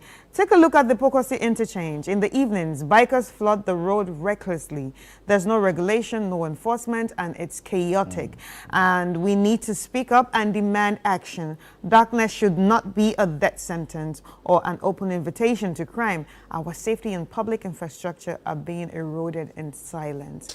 And I think this is having a ripple effect to, you know, people's personal property too. Very important. So at least when we see it, we have to talk about it, and the authorities please also be up and doing. Chris, enough of the comments and the conversation on that, but have you seen the dollar in recent times? It's coming down. The dollar is coming down. And all over on TikTok you can hear that song playing when you just type in dollar. So the traders are also saying that, well, we are waiting for the next consignment that we can reduce the prices of goods. And but I don't think that's fair. Customers and consumers are saying that please do it now, because the cedi is appreciating and the dollar is depreciating. But the Minister for Trade and Industry is meeting the leadership of, or has met the leadership of critical business groups, including GUTA, AGI, FABAC, and other organizations or unions. Had a conversation with them on one thing, how best they can go about the reduction of goods and how they can help ease the burden on Ghanaians. Let's bring you that, and after maybe we'll have a conversation on that. The meeting has been very fruitful. It has been frank. We have stated that government does not have the power to control prices, but government has the power to negotiate with our stakeholders to ensure that traders, manufacturers, and consumers take advantage of an opportunity when it happens. I'm happy to inform you that the direct importers have agreed to reduce their prices, and some have already started that already. We've also heard from GUTA and AGI that it is good that the cedi has stabilized. They need a bit of time to let this reflect in their prices. It will happen gradually. The direct importers have started reducing their prices for the retailers, and this will be total when the old stock comes down. They are able to find an average from the new stock and the old stock, and prices will certainly go down. But this will be total in about 60 days. We hope that the cedi will keep doing well. We hope that all the indicators will even improve, and they are happy to let the general public and consumers take a benefit of the stabilized economy. Government has created an enabling environment for their businesses to thrive, and it is fair that they transfer part of the dividends to the customers, because we are all working together as a country so that the cost of living will reduce. I am happy that they have explained their bit to me and my team. We also explained ours to them, and this is the consensus. I think it is positive. Dialogue is the way to go in this kind of economic environment that we find ourselves. Government will continue to engage the private sector more to help them solve more of their issues, so that the general public and the consumers will benefit. They've also appreciated the role the government has played in this space, and they pray that government will continue to do more so that the cedi will be more stabilized. This will be very consistent. The cedi will be stabilized for a long time, which I believe all of us working together, this is achievable. Government should continue to do its good work by sustaining the appreciation of the local currency, the cedi. And we will do our job. We will respond positively. The market forces will determine the prices, and it will respond positively We are in a highly competitive market. Most importers have started getting benefits of this, and most of them have started showing and sharing the benefit to the consuming public. You just have to search the market and you'll find this. But all that we need is for government to do its work, do whatever it is to sustain this, and by 2 months' time, everybody in the country will witness the fact that the business community also think about the consuming public. We depend on our customers, the consuming public, to survive as businesses. And there's no way we will not share any gains when we have it. When we have it, we will share with you. And so all that we are all talking about is sustainability and predictability. And that's a game. And so we thank you, and we are waiting upon the government also to do its bit by sustaining the currency, the gains here.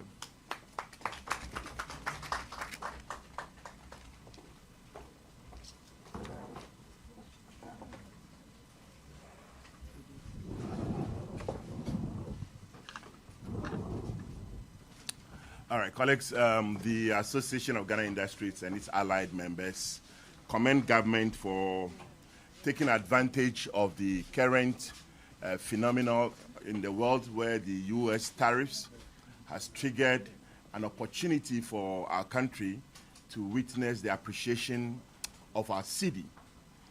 We commend government and also say to government that we are committed to the cause of reflecting these gains in our pricing in our various business activities.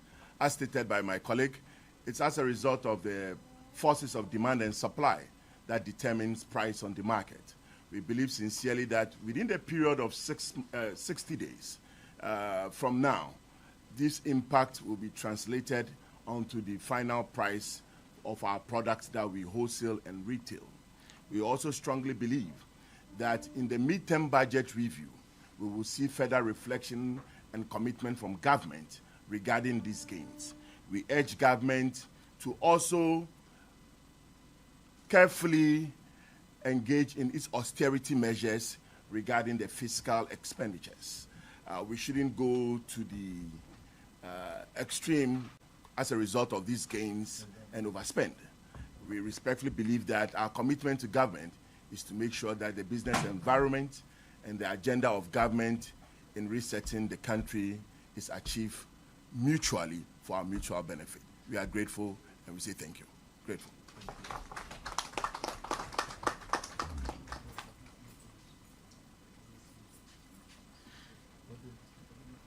We done, right?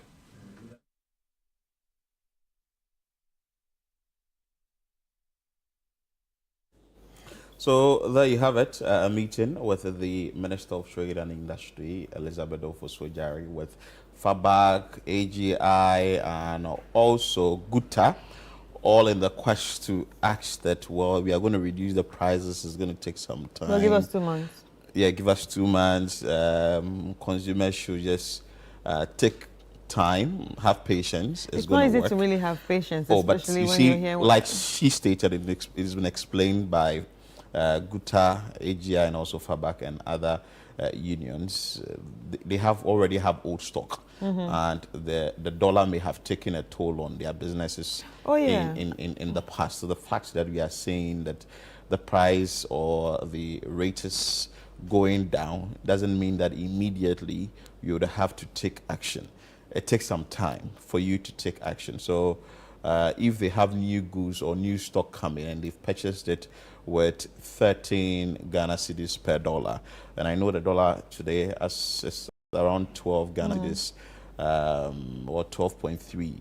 If they are purchasing a good at that rate, tomorrow if it goes to $10, it means that they will still have to see how they are going to revise their prices. But you know, revision of price also is a whole thing on its own.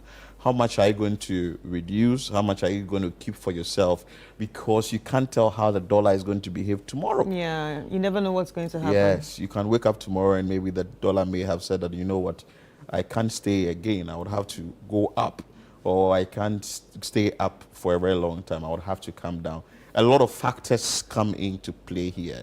But like it's been stated, these unions should tell their members, the traders, to work around it so that Ghanaians can feel what we are talking about in their pockets. Right. Yes, because if we are not seeing what is being spoken about, you're always saying on TikTok, you're saying on Instagram, you're saying on Facebook, government officials are saying dollar ni kofomo, but we are not feeling it in our pocket, then certainly it's nothing to write home about. Yeah. But kudos to the supermarkets that have already started reducing their price. Really? I guess those might be new stock. Maybe after the show you can direct me to some of the supermarkets. Oh no, because even yesterday at Pyoko and I were having a conversation. Yeah, we're talking about the price of cheese, and the price of cheese had come down compared to what it used to be.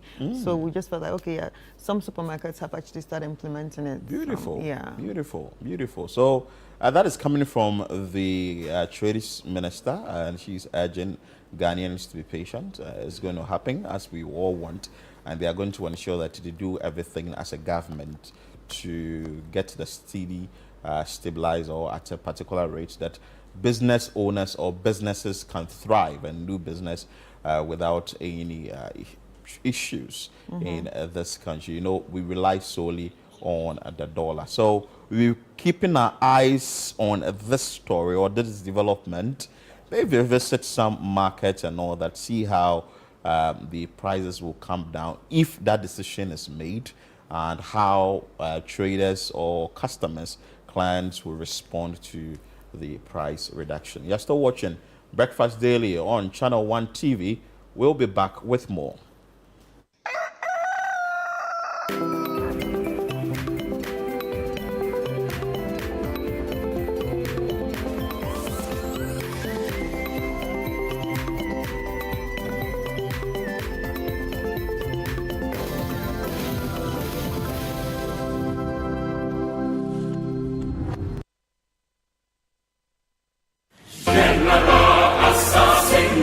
Calling all farmers, agribusinesses, and innovators, this is your chance to shine. Channel 1 TV invites you to exhibit at AgriFair 2025, one of Ghana's largest agriculture exhibitions. From Friday 20th to Sunday the 22nd of June, the A4 Sutherland Children's Park in Accra will come alive with the very best from Ghana's agribusiness sector. Are you a farmer with fresh produce of any kind? Be it crops, livestock or poultry, fisheries or aquaculture, or you're a supplier of agro inputs and processing machinery, this is your platform to connect with the world. AgriFair 2025 is more than an exhibition. Showcase your fresh produce, share your expertise and experience, and grow your business. So, to all farmers with fresh produce, livestock or poultry, fisheries or aquaculture products, come, sell, network, and expand your business. AgriFair 2025, where culture meets innovation. Register now to secure your spot. Call us on 0205 973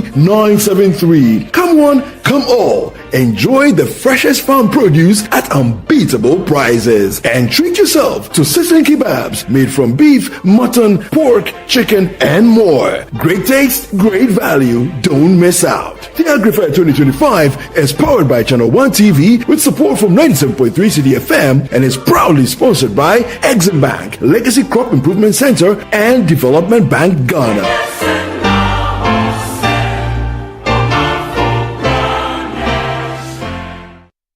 Hi, friend. Where are we going today? Just use your imagination. Go, go, go! My family is the only thing that matters to me right now. This is the stuff that Mimi dreamed about. These guys are the best.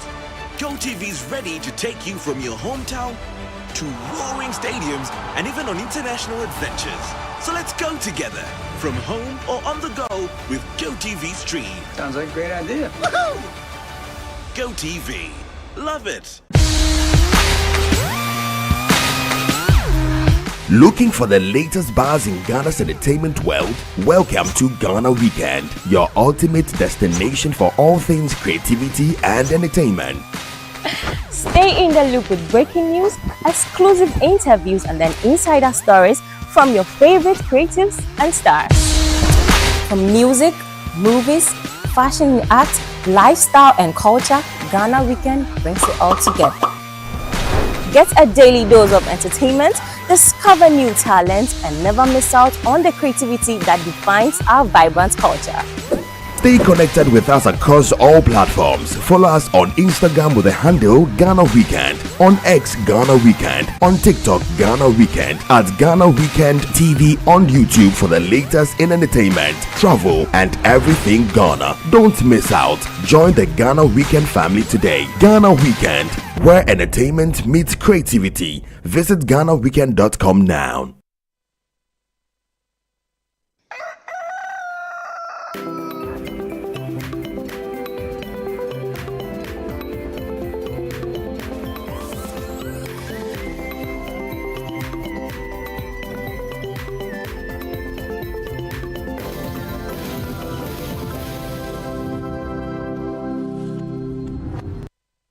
Welcome back. It's still Breakfast Daily. Right now, we're about to have a conversation that will actually interest you, especially if you're in the agribusiness and especially if you're concerned about agriculture in the country.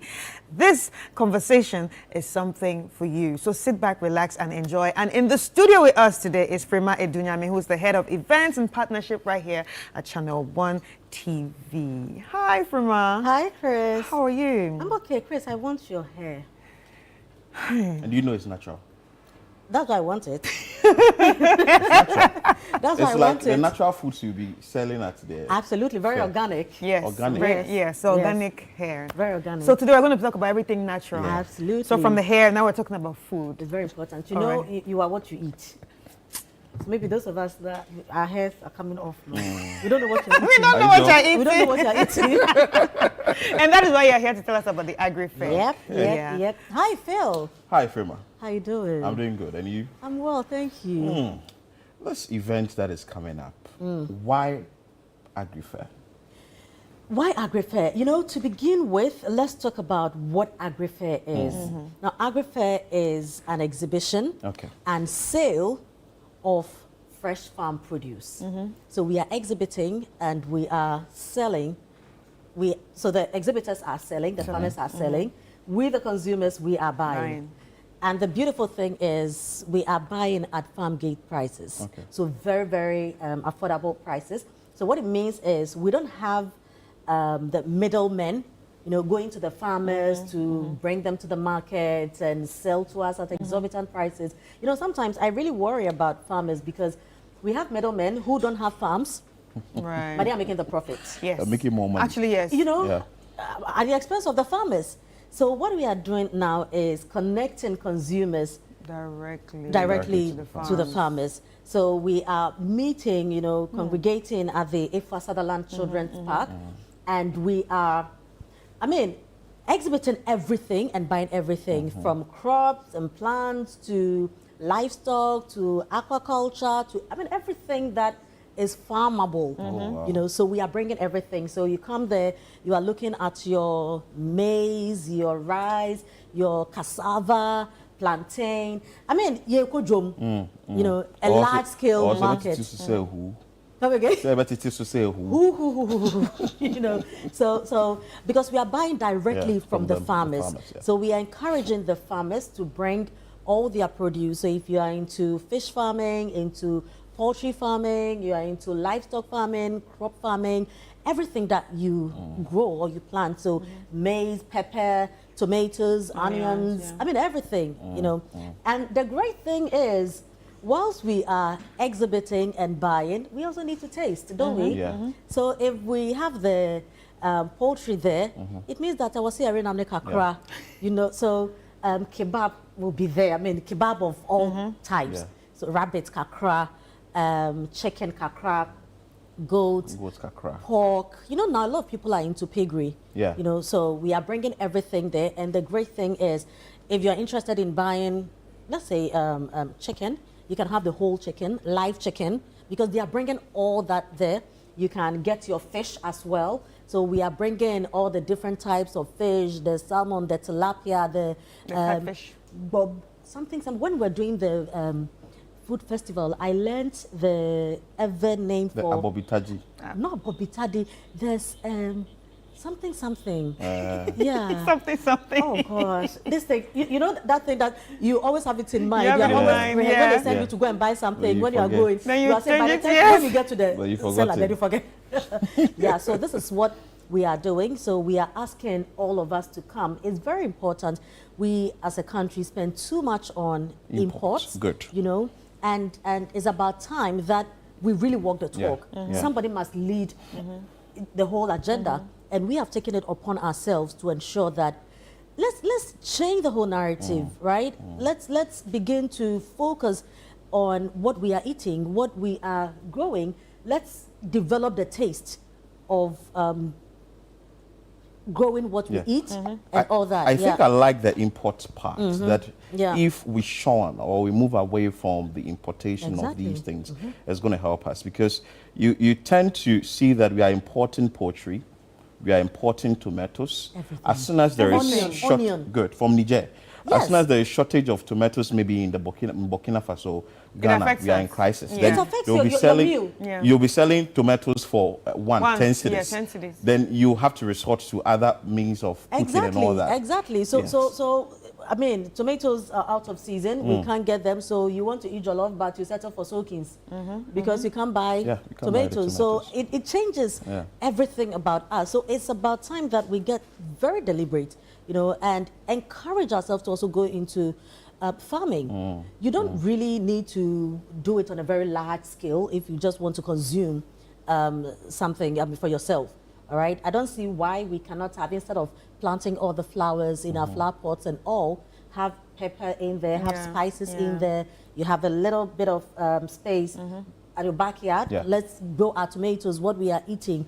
The beautiful thing with the Agri Fair is we'll also have business clinics as well. Oh, beautiful. Exactly. So in as much as we are buying the fresh farm produce, we are also looking at getting the tutorials or the technicalities of what it's all about. So you are a farmer, you want to scale up, you know, you need access to financing and all that. We will have experts there who will take us through some of these things. You are also an individual, you know, you work at Channel 1 TV, but you know that Charlie, some quick on the side, though you B can is do not it. bad, you know, Yeah. so you want to go into farming for a second source of income. You can easily go into this. Sometimes what we don't realize is when we talk of farming, people think I have to You go need to the a farm whole land, myself yeah, and I have yeah, to. yeah. But you don't have to. You just have to have An the idea, knowledge, yeah. okay? Get people together, supervise and do it. So it's going to be a holistic event, you know, to know the practical aspect, know the theory aspect as well. But for me, the great thing is the fact that we are buying directly From the farmers. Is there a criteria you are using to select the farmers that will be at this fair? We are not using any criteria. If you are a farmer, all you need to do is give us a call. Oh, beautiful. Register, regardless of wherever you are coming from.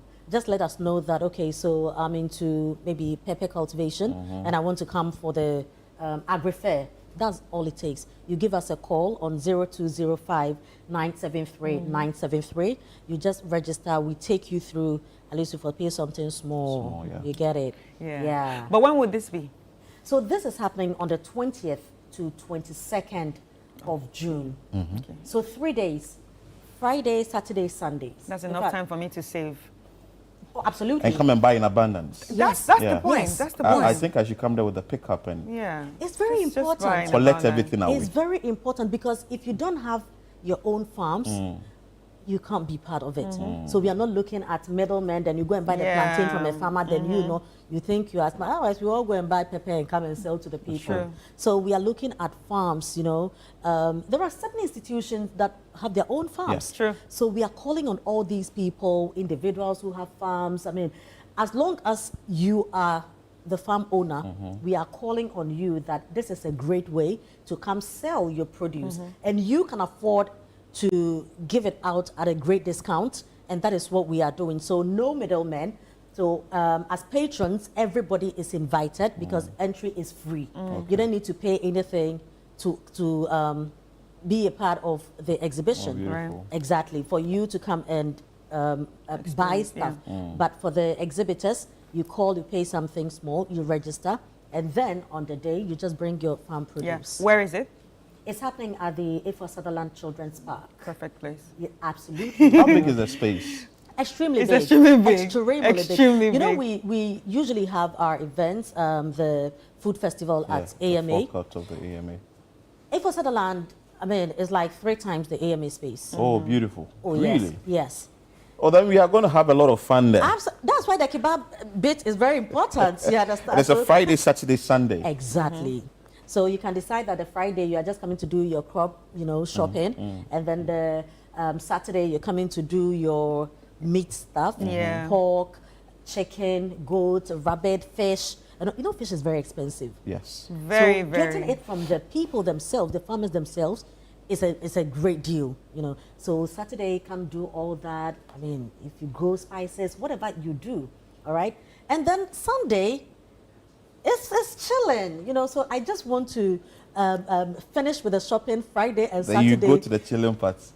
I mean, station by station, eating all the kebab. Then eat everything. Exactly. So we'll be having this. So all the farmers out there, we are calling on you. This is a great opportunity. So we need to come together, make this work, so we can have an annual event, around this, and know that if for nothing at all, every June, I know this is coming. So I'm just getting myself ready to take my farm produce to the A4 Sutherland Children's Park or to the Agri Fair, and then so people can have it on their calendar. So it's very, very important. The time for this event?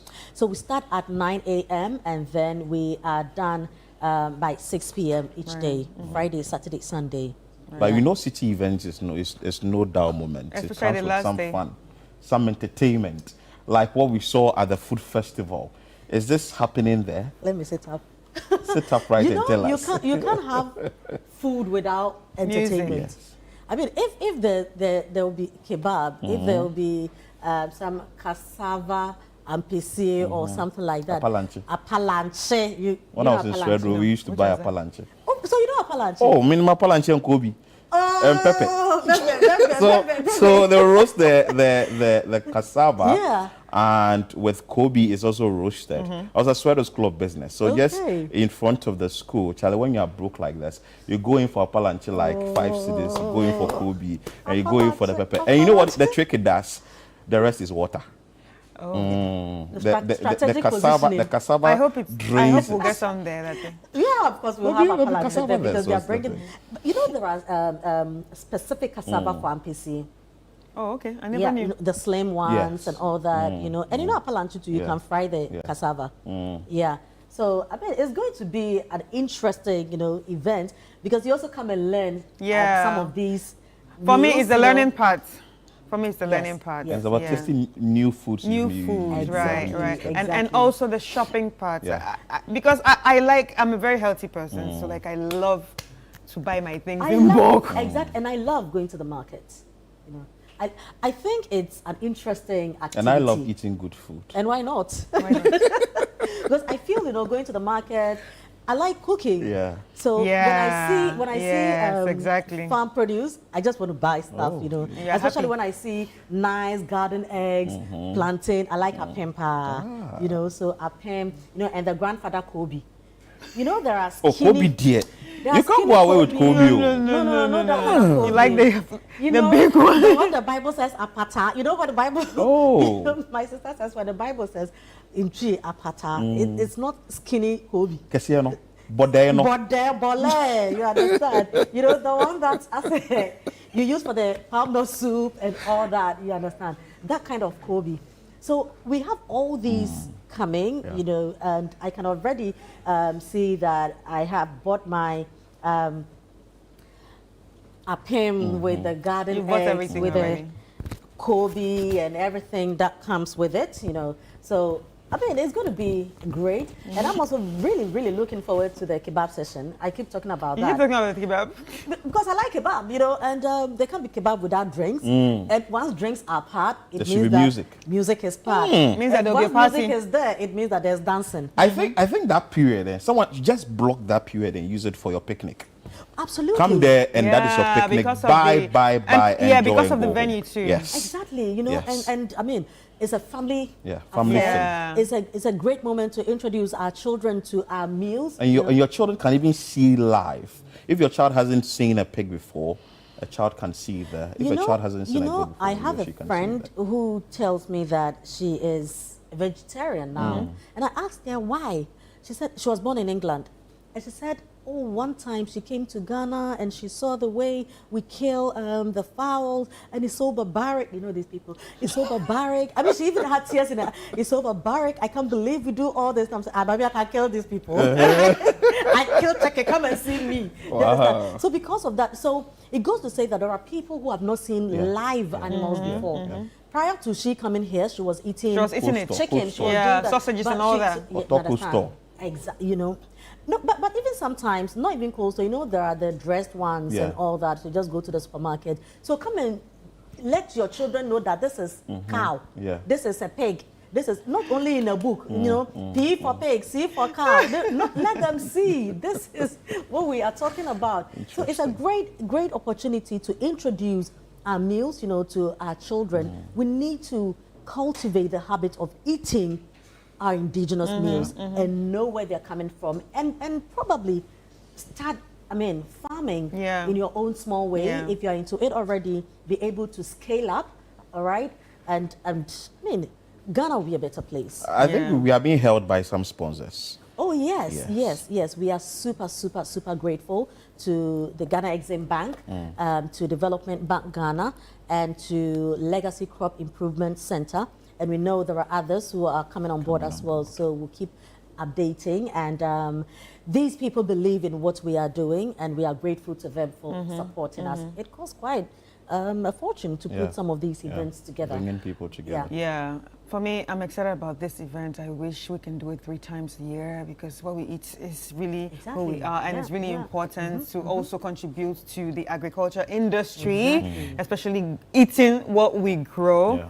So I'm very, very excited about this, and I hope you are too. So do not forget to join us on that day. And if you have a farm, please call the numbers. Call the number on your screen, and we will get to, register you, or you can ask all the questions that you would want to ask. And then, there'll be somebody that will pick up the phone to answer all the questions that you need to know. And also start saving. Ching, ching, ching. It's not free. Let's go shopping. This is the maiden edition, right? This is the maiden edition. This is the maiden edition.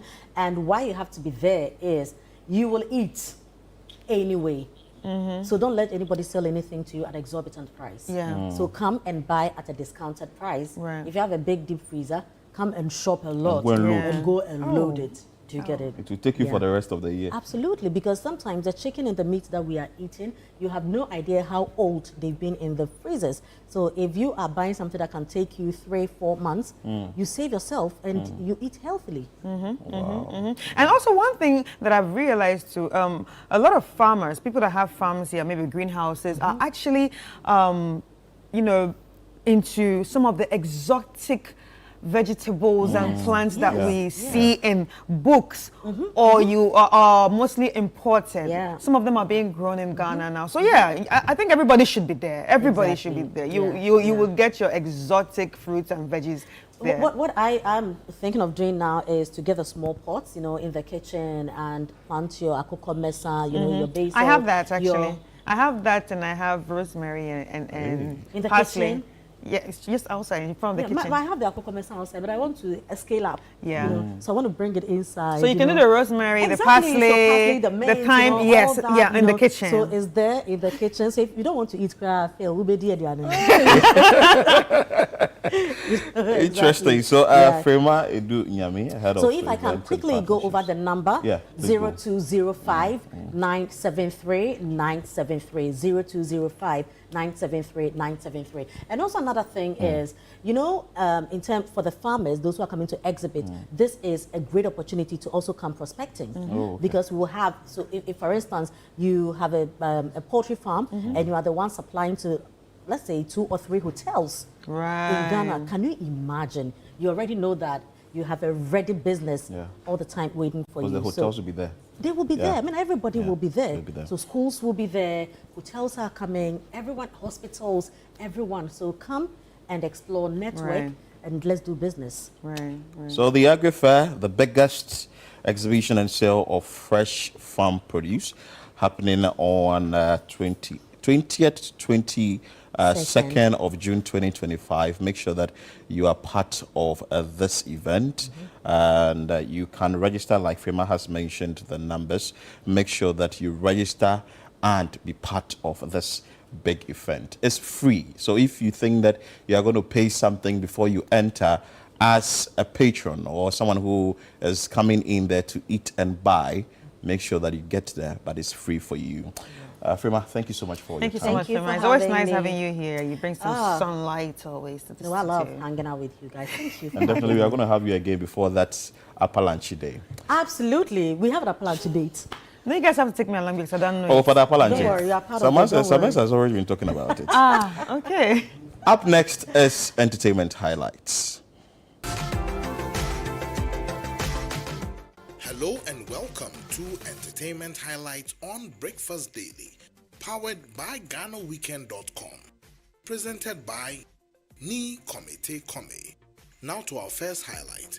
Ghanaian dancehall star Stonebwoy has congratulated King Promise for winning Artist of the Year at the 26th Telecel Ghana Music Awards. In a post on X, Stonebwoy welcomed him to the elite circle of top awardees. King Promise is celebrated for his unique sound and consistent hits, and praised for this career milestone. Stonebwoy, a past winner himself, used the moment to promote unity among Ghanaian musicians. Now, still staying on King Promise, reigning Artist of the Year, King Promise is sponsoring his PR lead, Tilly Ekua Nipa's master's degree in media, honoring her vital role in his 2024 TGMA win.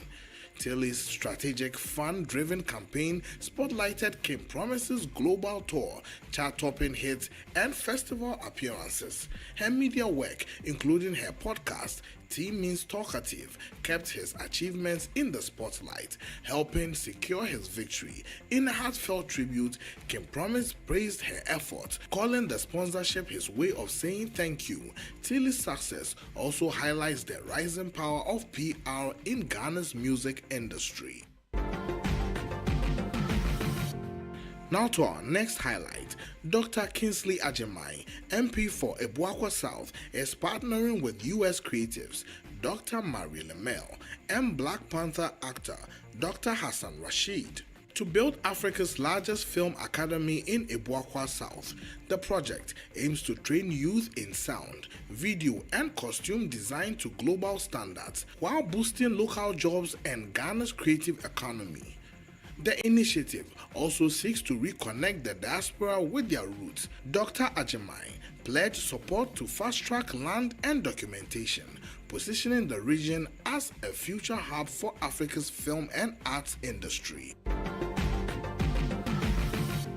Now to our next highlight. Ghanaian sensation Molly Music has soared to #1 on the Billboard US Afrobeat Songs chart with her viral remix, Shake It to the Max, featuring Shensia, Skillibeng, and Silent Addy. The track unseated Tyler's long-standing chart reign, marking a major milestone for African music. Since its February 2025 release, it topped global charts, went viral on TikTok, and has currently amassed 28 million YouTube views.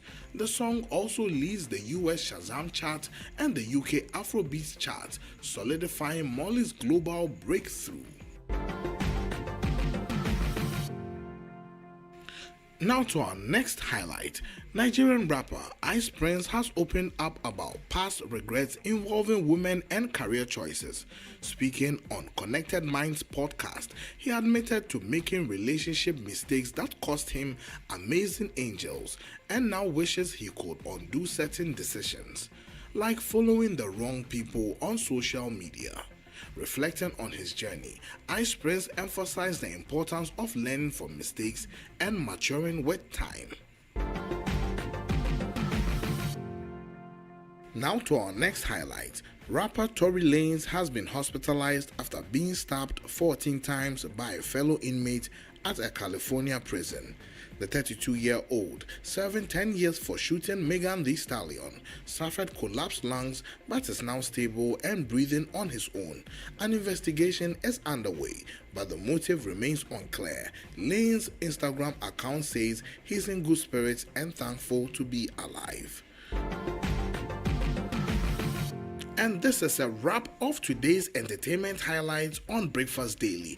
For the full scoop on Ghana's vibrant showbiz scene, from exclusive interviews to the latest music and event updates, make sure to visit GhanaWeekend.com. Follow us on Facebook, Instagram, and X at Ghana Weekend for real-time updates and behind-the-scenes content. And subscribe to Ghana Weekend TV on YouTube for in-depth coverage and exclusive video content. My name is Ni Komete Kome. And as always, visit GhanaWeekend.com and get more entertainment stories. It's been an interesting one today on the show.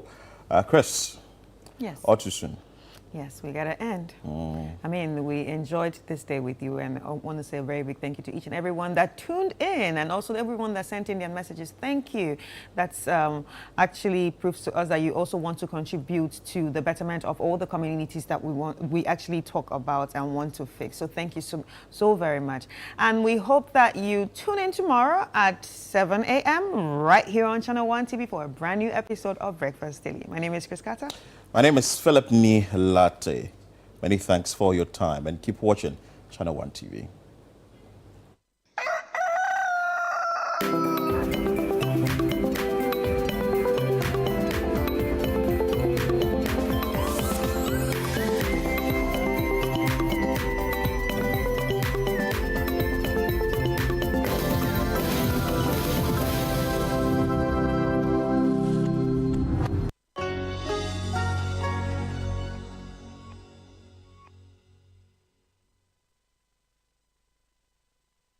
Hi, cool. What's your name? Obuafo. You see a boat filled with people. Yeah. Yet there isn't a single person on board. How? Oh, it be the place there, it be fine. That's why the Akufo-Addo he said the place, not the place is not good for us. But now Mama come, it be the place, it be fine.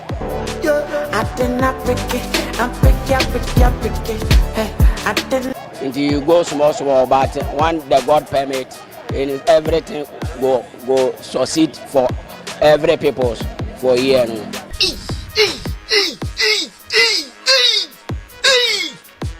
Oh, so that's when you see the boat filled with people. Yes. But there's not a single person on it. That's the reason. Yes, that's the reason.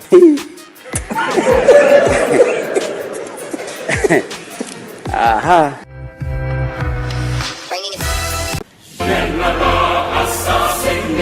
Calling all farmers, agribusinesses, and innovators, this is your chance to shine. Channel 1 TV invites you to exhibit at AgriFair 2025, one of Ghana's largest agriculture exhibitions. From Friday 20th to Sunday the 22nd of June, the A4 Sutherland Children's Park in Accra will come alive with the very best from Ghana's agribusiness sector. Are you a farmer with fresh produce of any kind? Be it crops, livestock or poultry, fisheries or aquaculture, or you're a supplier of agro inputs and processing machinery? This is your platform to connect with the world. AgriFair 2025 is more than an exhibition. Showcase your fresh produce, share your expertise and experience, and grow your business. So, to all farmers with fresh produce, livestock or poultry, fisheries or aquaculture products, come, sell, network, and expand your